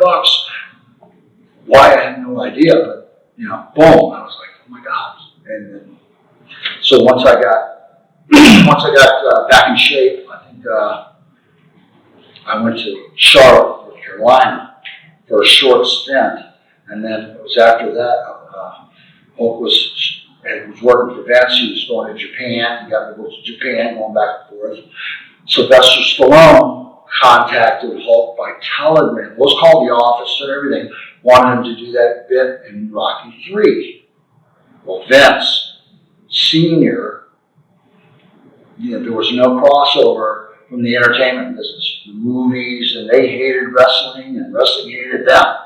And there was no crossover. Vince just said, absolutely, under no circumstances will he go or Hulk go to do this movie? And I mean, Stone tried everything. Finally, somebody hand delivered at Madison Square Gardens a telegram from Sylvester Stallone to him. And he got it, and he made the call, talked to him, and he went to Vince, and Vince fired him on the spot. And at that time, I was working in Nashville. I was with me and Hector Guerrero living in his trailer park. And Terry flew to Nashville, stopped in to see us, and then went on out, did the bit for Rocky, which, you know, once that came out, that changed everything. Boom, all of a sudden, bam. That's when Vern Gagne called him, and then that's when and Terry called me, said, hey, I work for Vern Gagne, come home to Florida, flew home to Florida, packed up a car, and I drove by myself to Minneapolis with the car, and then he wound up flying in after that, and then boom, we had an apartment. We lived in an apartment, and I was working as Dizzy Golden or something like that. I think Dizzy Head Boulder or something like that. And you know, that's something you came up with, or is that? Well, we were the Boulder brothers. Yeah. Then when they split us up, and Terry was working in Atlanta, they called him Sterling Golden, and they were calling me Dizzy Golden. And then when I left there, stuff, and Terry Funk was calling me Dizzy, so that name kind of stuck, you know, and so everybody called me Dizzy Ed, Dizzy, whatever, and then eventually the next territory was Dizzy Hogan, because everybody still was convinced that we were brothers, and but I mean, you know, it was a logical assumption. Two gigantic blonde hair, mustache, big thing, mustache, big monster guys. You didn't really look like it all, but you know. How did you get along with Vern? I never really spent a lot of time with him. Terry had, you know, was with him a lot more than me. Greg, his son, wanted to hang out with Terry. I was there, and obviously I was an obstacle. And you know, Terry wasn't going to have anything to do with Greg. He was a nerdy, good-looking guy, great, good wrestler, you know, he could wrestle, but he was never going to be a New York, Madison Square Garden caliber wrestler. I mean, he did with the super push and, you know, beating, you know, this guy weighed maybe 190 pounds or something, you know, beating guys 6'6", you know, 290, 320 pounds, you know, because he's the office, and, you know, and established. Yeah. And he was jealous of me, and then, you know, next thing you know, I was gone. You know, and I went back to Pensacola. But in the meantime, Hulkster was doing well. He had that real American, red, white, and blue thing going. He was finding us some niche, you know, coming out with a flag and thing, and getting this, you know, developing that character, which, I mean, you know, which he was able to just turn over right into the red and yellow Hulk Hogan gimmick when he hit New York. Were you shocked that he became as big as he did eventually, or did you always know, even from the early days?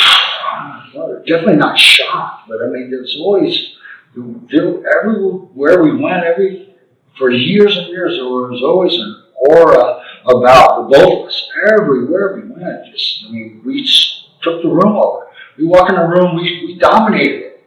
The space, wherever we were, it didn't matter where it was. You know, and so I knew at that point, you know, something's going to happen. You know, it's hard to know how, you know, huge it's going to get, Wrestlemania and all that kind of stuff, and as big as it became. But, you know, we worked hard to get where we were at, and never slacked off. Never, you know, just said, I'm going to take 6 months off and lay on the beach and do some shit like that. No, it was just bang, hard at it all the time, and.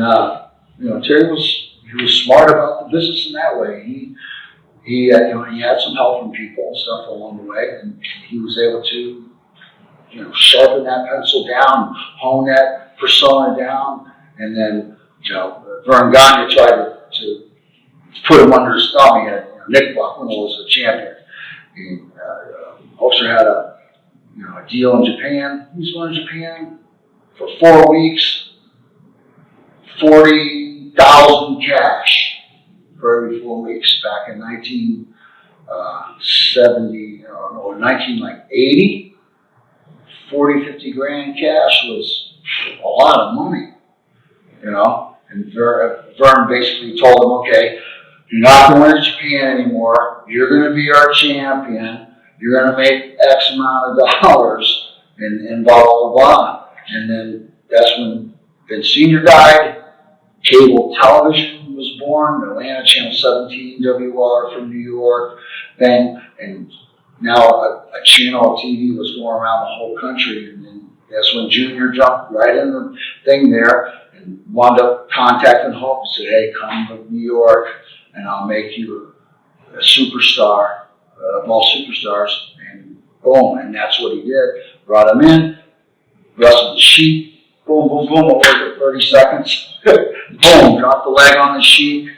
Bang, Hulkamania was born.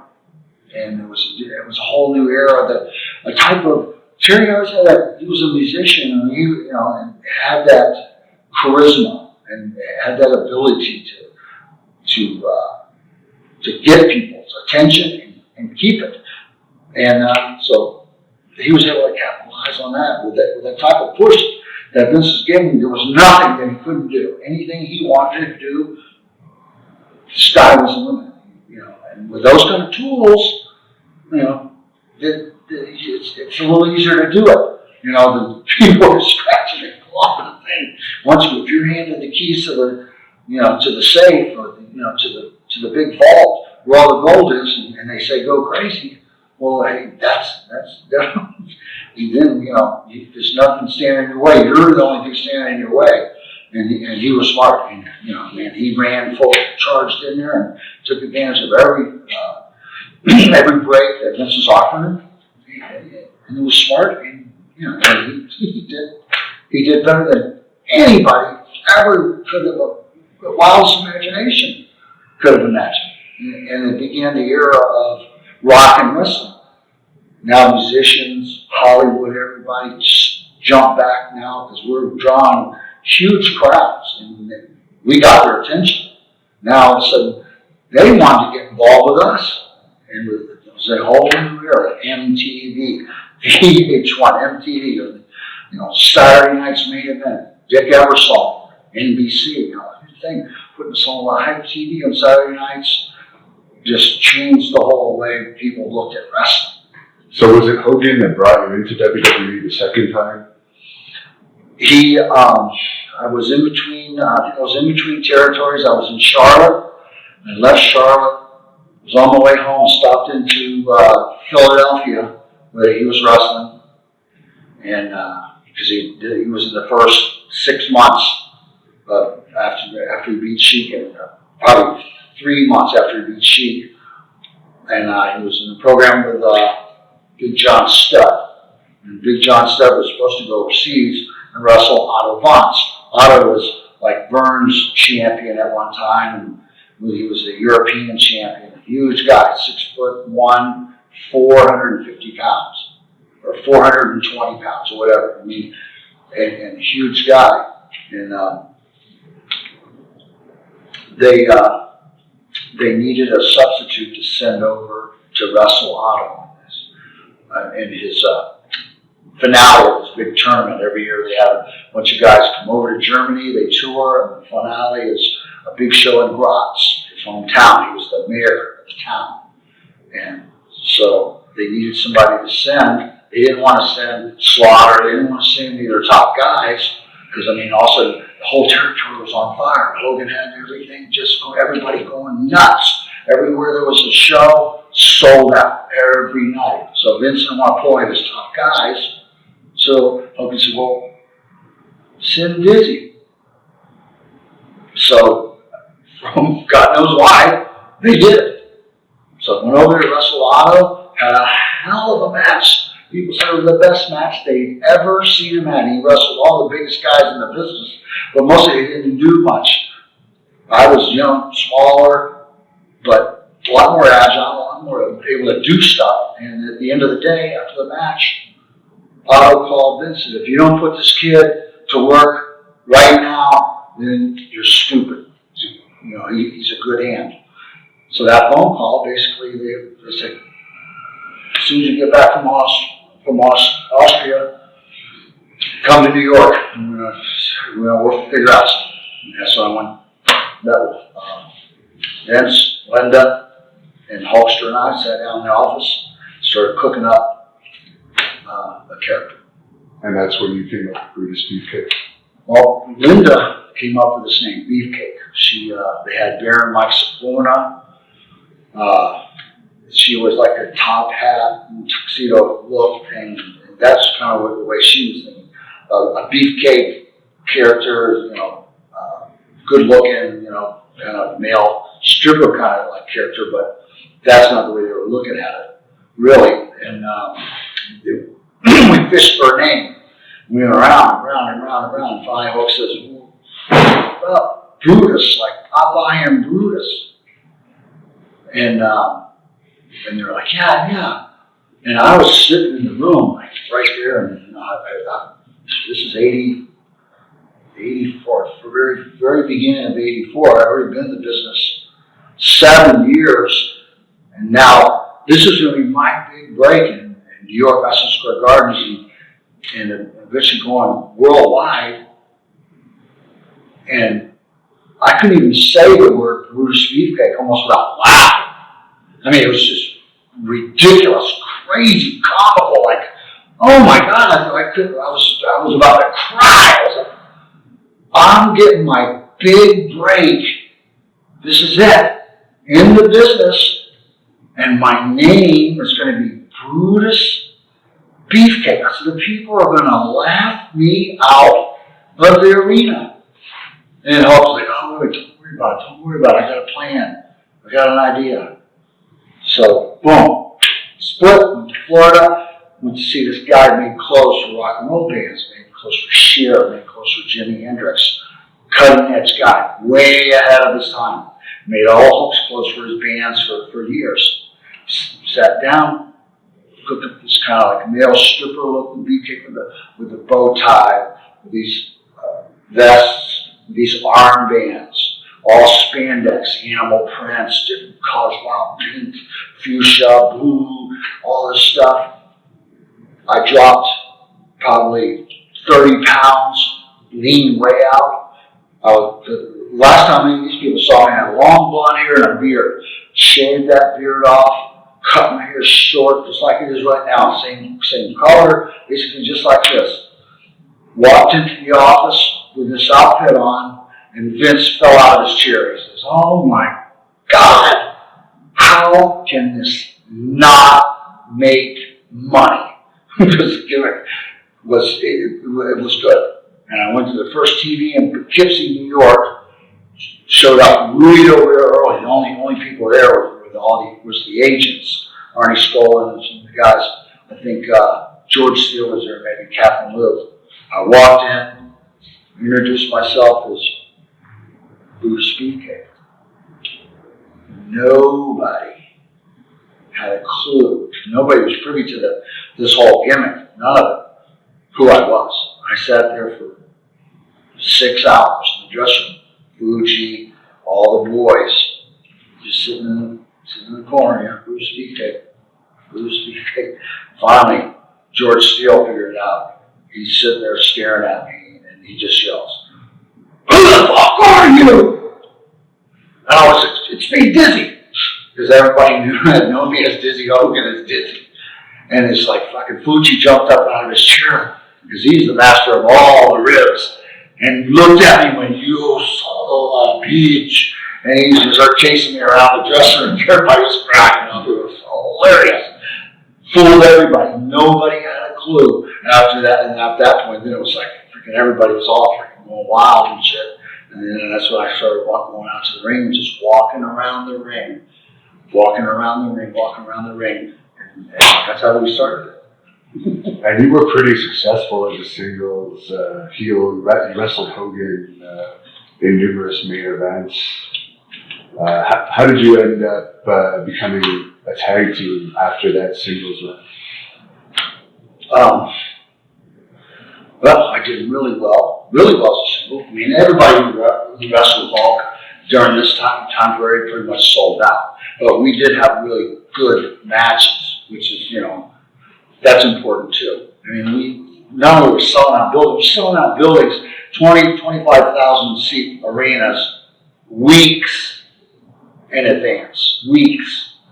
And, there'd be 1,000 people outside the arenas on show night trying to buy tickets, scout tickets, just trying to get in there. It was insane, the amount of people. And Greg Valentine was at the time, I don't know if he was the Intercontinental Champion and was working with Tito or something. And just by chance, I really don't even know why, George Scott had taken over the book, and he was a good friend of Greg's. I didn't know him at all. And for some reason, just by accident, they wound up putting Greg and I together in some tag matches for some smaller shows, because they had something that happened. Somebody quit, somebody got hurt, or something. I don't know exactly what happened. And because of Greg's style, second generation, big, tough, rough and tough wrestler. My style, glitter, shine, stuff, strutting out there, male stripper, completely two different entities. A lot of times in the tag team, you think you want two similar guys. And that was the thinking. So by putting Greg and I together in the ring, sometimes opposites attract. We wound up having really good matches. And we wound up we had a ton of heat as heels. Greg, not so much. I mean, we had just the steady rock, but I was a flamboyant, great, just going crazy. And it was the beginning of that era when people actually began to like the bad guys, because it was always, the good guys, If you cheered for the bad guys, there would be fights breaking out in the stands. For the people start cheering the bad guys, they'd go beat them up. And when Greg and I got together, it was a period in the business when people began to like the heels. They liked them because we were tough and good looking, and we dressed crazy good, and we wrestled, and we had it all going. And the people began to cheer us and cheer us and cheer the baby faces we were wrestling, the Killer Bees, and the Rougeaus and all these guys. We pounded them. We didn't give them nothing, and the people loved it, and they loved us even more. And the heels getting over, and the people, and I guess they caught on to this whole deal. They saw what's going on, and then I guess that's when somebody got the idea to put the tag team belts on us. And you're probably one of your most famous matches of the tag team is actually when you lost the belts at WrestleMania 2 to the British Bulldogs. What did you think of the Bulldogs as a team and for their backstage antics that are kind of notorious? The Bulldogs, when we won the belts, we were supposed to win them in Rotundo for the belts. They were going to chase us for a year. That was George Scott's plan. Well, Barry Windham quit the next day. So now we were scrambling. We had no opponents. You had the Bulldogs, but they were green. They were young. They looked good, but they weren't the caliber of a tag team that we really needed. And so we worked with the other guys, the Killer Bees, and all these guys, and that guys, and everything.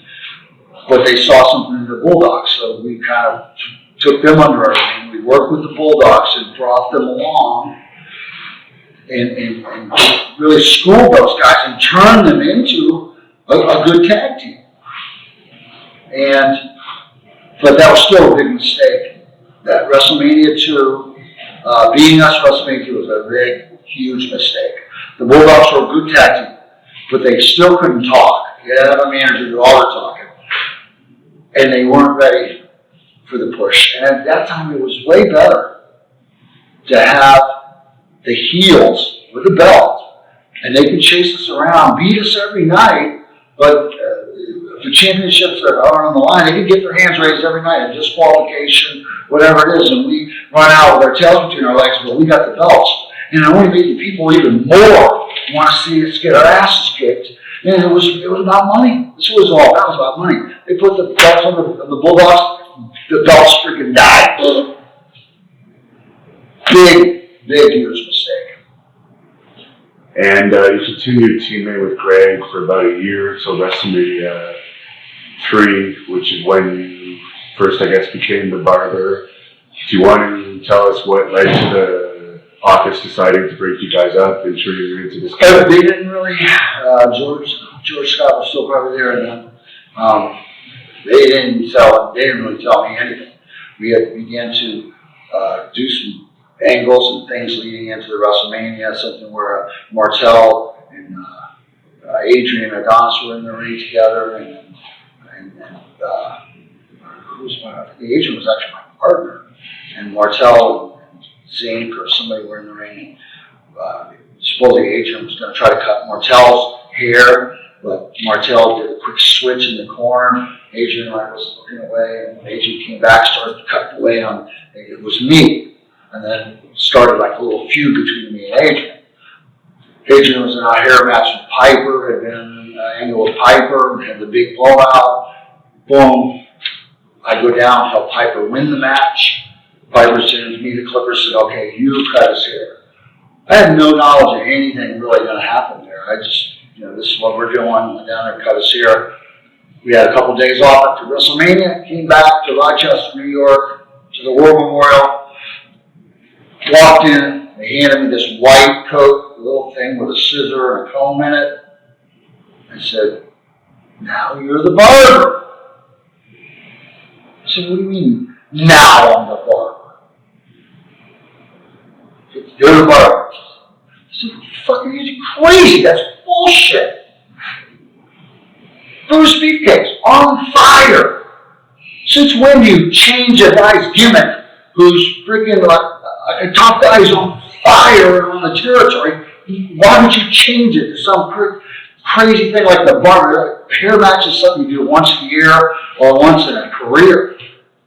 And they gave me no direction, told me nothing about what's going to happen. I went nuts. I went in, the War Memorial was an old building. I went down a hallway, found a room where nobody was in, and started beating everything I could find, slamming chairs, smashing, kicking the lockers. Going crazy. I was ready to quit. I was so mad. I was just thought, I don't deserve this kind of treatment. That's not what you do to somebody who works so hard to do everything you ever ask of them, never miss a day's work, never be a problem, no drugs, no alcohol, no problems, and then you screw them. You're going to give them a gimmick and then no direction, and Hulkster. Somebody said, better go get Beefcake, he's going crazy. And he came in and I said, he said, what's going on? I said, this is Pat Patterson. After all these years now, he's getting his revenge on me because you wouldn't let me be the job guy, Lombardi that he wanted me to be, another blunt boy for him.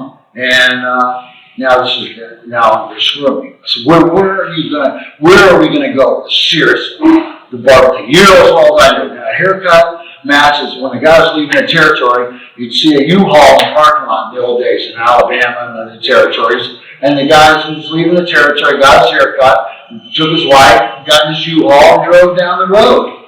And everybody knew it. So what are we going to do with this haircut thing? And Hulk already came out and pulled a rabbit out of his hat. He says, well, what if every time you go to the ring, you use the sleeper hole like Piper did, use that sleeper hole, somebody really was using it as a real finish. Use the sleeper hole every time you cut somebody's hair. And I was like, that might work. There's only one man who made that possible. If I would have went to the office guys and said, okay, here's what we're going to do. Every time I go to the ring, you have to pay somebody $200 or $300 so I can cut their hair and blah, blah, blah. we might have worked one or two TVs, and then we got brushed aside, and I was just another guy out there wrestling. Hulk went back to Vince, and here's what we got to do. Boom, boom, boom, boom. Then I had the balls in my court, so I had to switch gears, make up some new gear, change it up a little bit. I thought of the Clippers, getting the big Clippers. So I went out in crowds, 30,000 Madison Square Gardens, with a pair of scissors in my hand. And it's about a visual thing. Those people on the top row, they can't see these little scissors in my hand. So I came up with the idea of the big hedge clippers and taped them up and shit, come out with these big hedge clippers, a barber, and I had spray paint and glitter and this and that, like mirrors, and I cut people's hair and show them the mirror, their head, half their head shaved off, and just paint with this hairspray painted, colors painted, a big bead on their chest, and the people went nuts. They loved it. There's never been done anything remotely like that before. And because we just kept hammering every week. I would beat them, down they go in the sleeper, chop, and humiliate them with the things on them, show them the hair, the whole thing. And then it wound up turning into something bigger than Vince or anybody ever even imagined. Why? I blow my own horn here a little bit. Nobody told me what to do. I was the ingredient plugged into the situation, giving the ball to the running back, brother, on the freaking 5 yards deep in the end zone. And okay, call last, because we got to have a touchdown or the game's over. Brutus haul ass and made a touchdown. Fucking boom, there it was. Freaking home run, grand slam. And one of your main feuds as Brutus the Barber Beefcake was with the Macho Man. You want to tell us your thoughts on the Macho Man and feuding with him because you drew some great crowds. Macho Man, great hand. He was very temperamental. His wife, married to Liz, just he was so hard to read.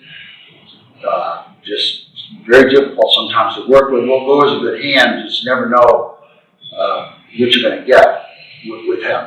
And so it was tough, but you were always guaranteed. You're always going to have great physical interviews, physically in the ring. It's all good. You're going to have tremendous matches. But he was just a little unpredictable, and stuff like that. What did you think about his relationship with Elizabeth? Well, I knew, he was married. I witnessed night after night him locking her in locker rooms. Didn't want any of the boys to be around her. Actually locked her in there. She just had to sit in the locker room by herself. And he locked the door. He was so paranoid, he didn't want anybody to see her. And it was almost laughable. It was almost a joke with the boys, But he was serious. Dead serious about it. Everybody else was like, whatever. But but Mach was crazy. There was a point where I had to fill in for Hulk in some shows that he was supposed to do wrestling. Macho Man. I remember Indianapolis, that big dome in Indianapolis, sold out show, and Hulk couldn't be there, and they replaced me, plugged me into the equation there. And you're talking about 25, check the dome, wherever it was, that dome, Hoosier Dome, 25, 30,000 people, whatever. Not a single person wanted their money back. I slid right into the Hulk Hogan spot, wrestled Macho Man there, and that was a big ego booster for me, because going in there, I didn't know what to expect. Are there going to be 5,000 people saying, we want our money back, we want to see Beefcake.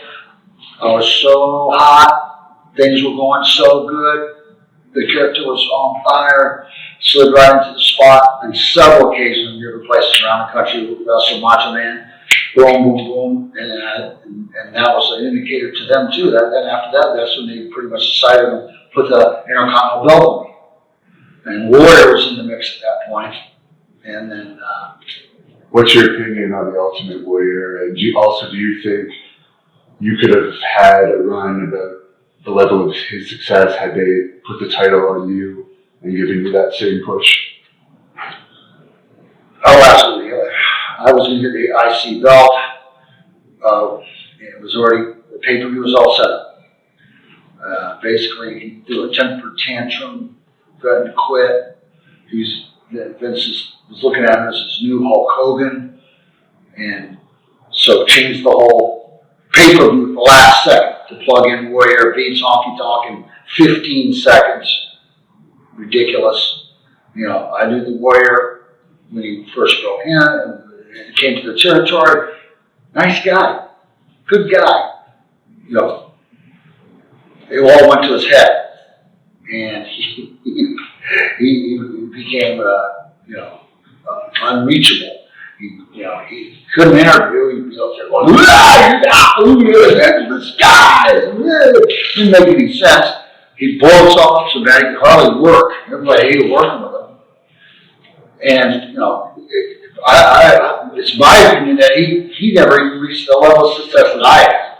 Anywhere, anytime. The guy couldn't work. He never could. I don't think he couldn't lace up half the guy's boots. Man, I'm not trying to dog the guy's dead now, but that's the bare bones truth about it. The guy's a lot more talent and full package than he ever had. Vince just was determined to push him, as was that when he beat Hogan in Toronto, and the people booed him. Hogan went on there handing the belt, and the people were booing the Warrior out of the place. I was standing there watching it. And she figured I would, give him an indication, but didn't matter. He was going with the Warrior, and that was it. And what's your opinion of Ric Flair? Well, I like Rick. Knew him since our early days in the business. Was always real nice to me, and then later on, I guess he wrote a book.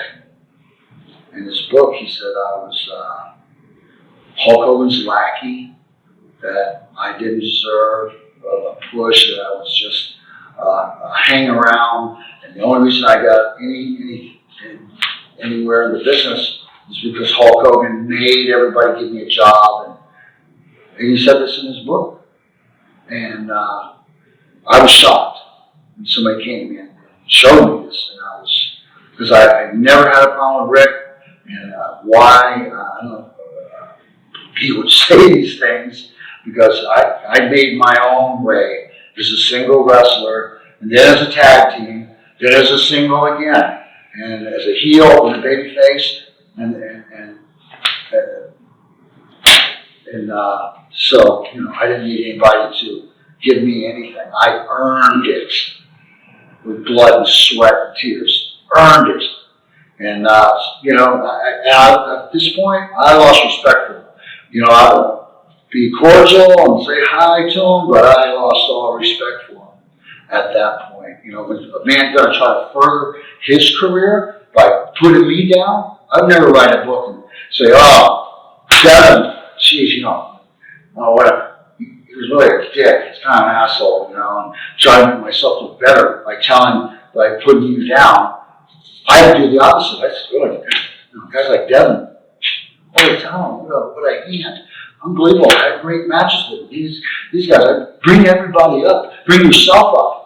Don't go the other way. Don't put everybody down. Try to make yourself look better by telling everybody else is a slouch and you're the greatest that ever was.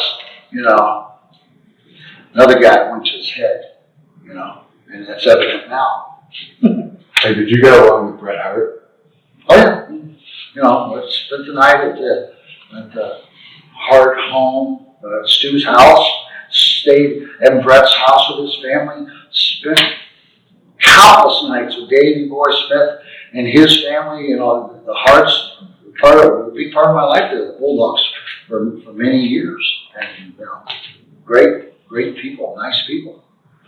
And you were also a Mega Maniacs tag team with Hulk Hogan. I guess the peak of that was your WrestleMania 9 match with Money Incorporated. You also teamed up to face Zeus and Macho Man. But are you disappointed that they didn't do more with that tag team? it was kind of at the end point of Hulk Hogan's first WWE run.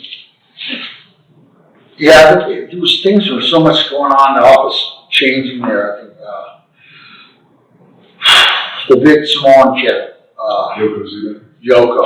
You know, they were bringing Yoko. There was a bunch of new guys in the Undertaker, a guy that was down south in Texas working. That Hulkster got him a shot, and there was a lot of new talent running around. Things were happening different. I mean, the tag team definitely could have went on and on, no doubt about that. Things were changing. Hulk was getting ready to start filming a television series in Florida. And at that point, I was going to double him and do all the stunt work and photo double and everything for him for this TV movie and 20 episodes and on, this movie, that movie, this movie, that movie. And once we had left the territory, and then basically Bret Hart and Shawn Michaels and came in, on our coattails, picked up where we left off, and we're able to, capitalize on these things. And they stole a lot of our shit, but that's the way it works in our business. You take the best of whatever you can, and you make it your own. So there's no. I'm not mad. I'm not upset about anybody having success. I want everybody to do good. Everybody does the better they do, the better we all do, the more money we all make, the happier we all are. It's a good world. So you mentioned Shawn Michaels. You were part of one of the most famous moments, I guess, in WWE history when Shawn Michaels super kicked Marty Jannetty through the barbershop window, which led to him becoming the star that he did. Do you have any memories of that? Yeah, I liked Marty. I liked them. We worked a lot with those. They were kids, and Greg and I were, first working with those guys. They were just a couple of mid-card kids, and we tried to help them, bring them along, teach them, and then, Marty. I thought Marty was really as good a worker as Shawn back then, or better, psychology-wise. And I hated to see them break up because Marty obviously went off and into nothingness, and Shawn went on to be the world champion with huge success. He definitely stole a little bit of the outfit, the clothes thing from me, and stole a little bit from Hulk. Took things from everybody and to make his persona and thing. But Marty was a great guy too, and Marty fell into nothingness, and a nice guy wound up, being out in the world now, broke, and penniless. And do you want to just tell us about your time in WCW? Obviously, they probably paid you well, but they were known as a kind of a disorganized company, and you went through probably the most amount of gimmicks of any wrestler in the shortest time period in history. Do you want to tell us about the time period? And also, were there any of those gimmicks that you actually preferred? Was there one particular one that you liked? Beefcake is definitely my favorite. It's definitely the biggest of all. The problem with that time frame was that WWE trademarked my name, and technically I trademarked my name and licensed it to them, but they were somehow able to obtain a trademark on my name, and they were keeping me from being able to use my name. So we had to go outside the box and think up these man with no name, the Butcher, the Booty Man, the Zodiac, and then the Disciple, the NWO. The NWO changed the whole face of wrestling. Once again, guys, coming in, taking over with a great idea,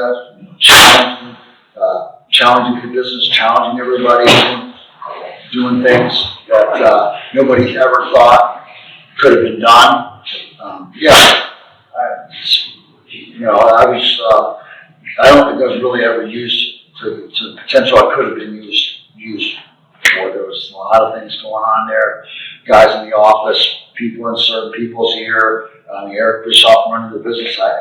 Whatever qualified this guy to really be running a multi-million-dollar company and being in charge of this kind of talent. I never saw any indication, period, what qualified him to be doing it. But there he was, and he had his little clique of guys that that he hung with, and certain guys were taken care of. And I was fired. I got fired twice by fax to my house. You're fired. I mean, on the phone. Hey, come over, let's work out. It's like, all right, I'll be in a little while. Oh yeah, by the way, got fired again today. What? Yeah. Oh, don't worry about it. I'll take care of it. Boom. It was, but it's a little disconcerting to your family. Like your wife. I come home to find my wife laying on the floor, crying, kicking and screaming because the fact says you're fired. I just got to build my house up, spent a lot of money, invested money, and everything, and relied on my job to keep my family. I had a daughter, keep my family going, and now suddenly just like out of nowhere, you're fired for no reason. So those were difficult times, but it doesn't kill you; it makes you stronger. Just 2 more questions here. The parasailing accident. Why don't you give us the brief explanation of what happened there? Well, had the open wear stole my Continental title shot from me. I would have never been there. It would have never happened. But 4th of July on the day off, Brian Blair was there, Killer Beat, my friend's lake house, doing some skiing, boating, parasailing.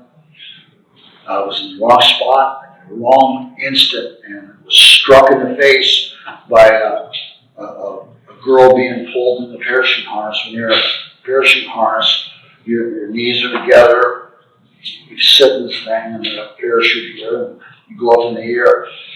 She got dragged by the boat. I was trying to stop the guy driving the boat from going, but he went anyway and basically dragged her right over the top of me. I turned to look where she was precisely when she was starting to come off the ground, and her knees struck me, one right here in the teeth and one in this cheekbone. Her legs were together, and at 35 miles an hour.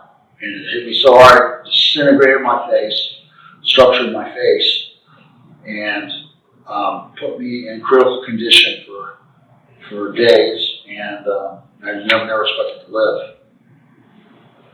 But you survived and you were Well, just by the grace of God, the best palate reconstructive surgeon in the world, a guy from Armenia, just happened to be working and living locally in the area, and was contacted and at the hospital within hours of this accident happening, took over and basically saved my life, and was able to do a surgery of 18 hours, 5 or 6 different teams of doctors, surgeons that had to repair damage. I was blind.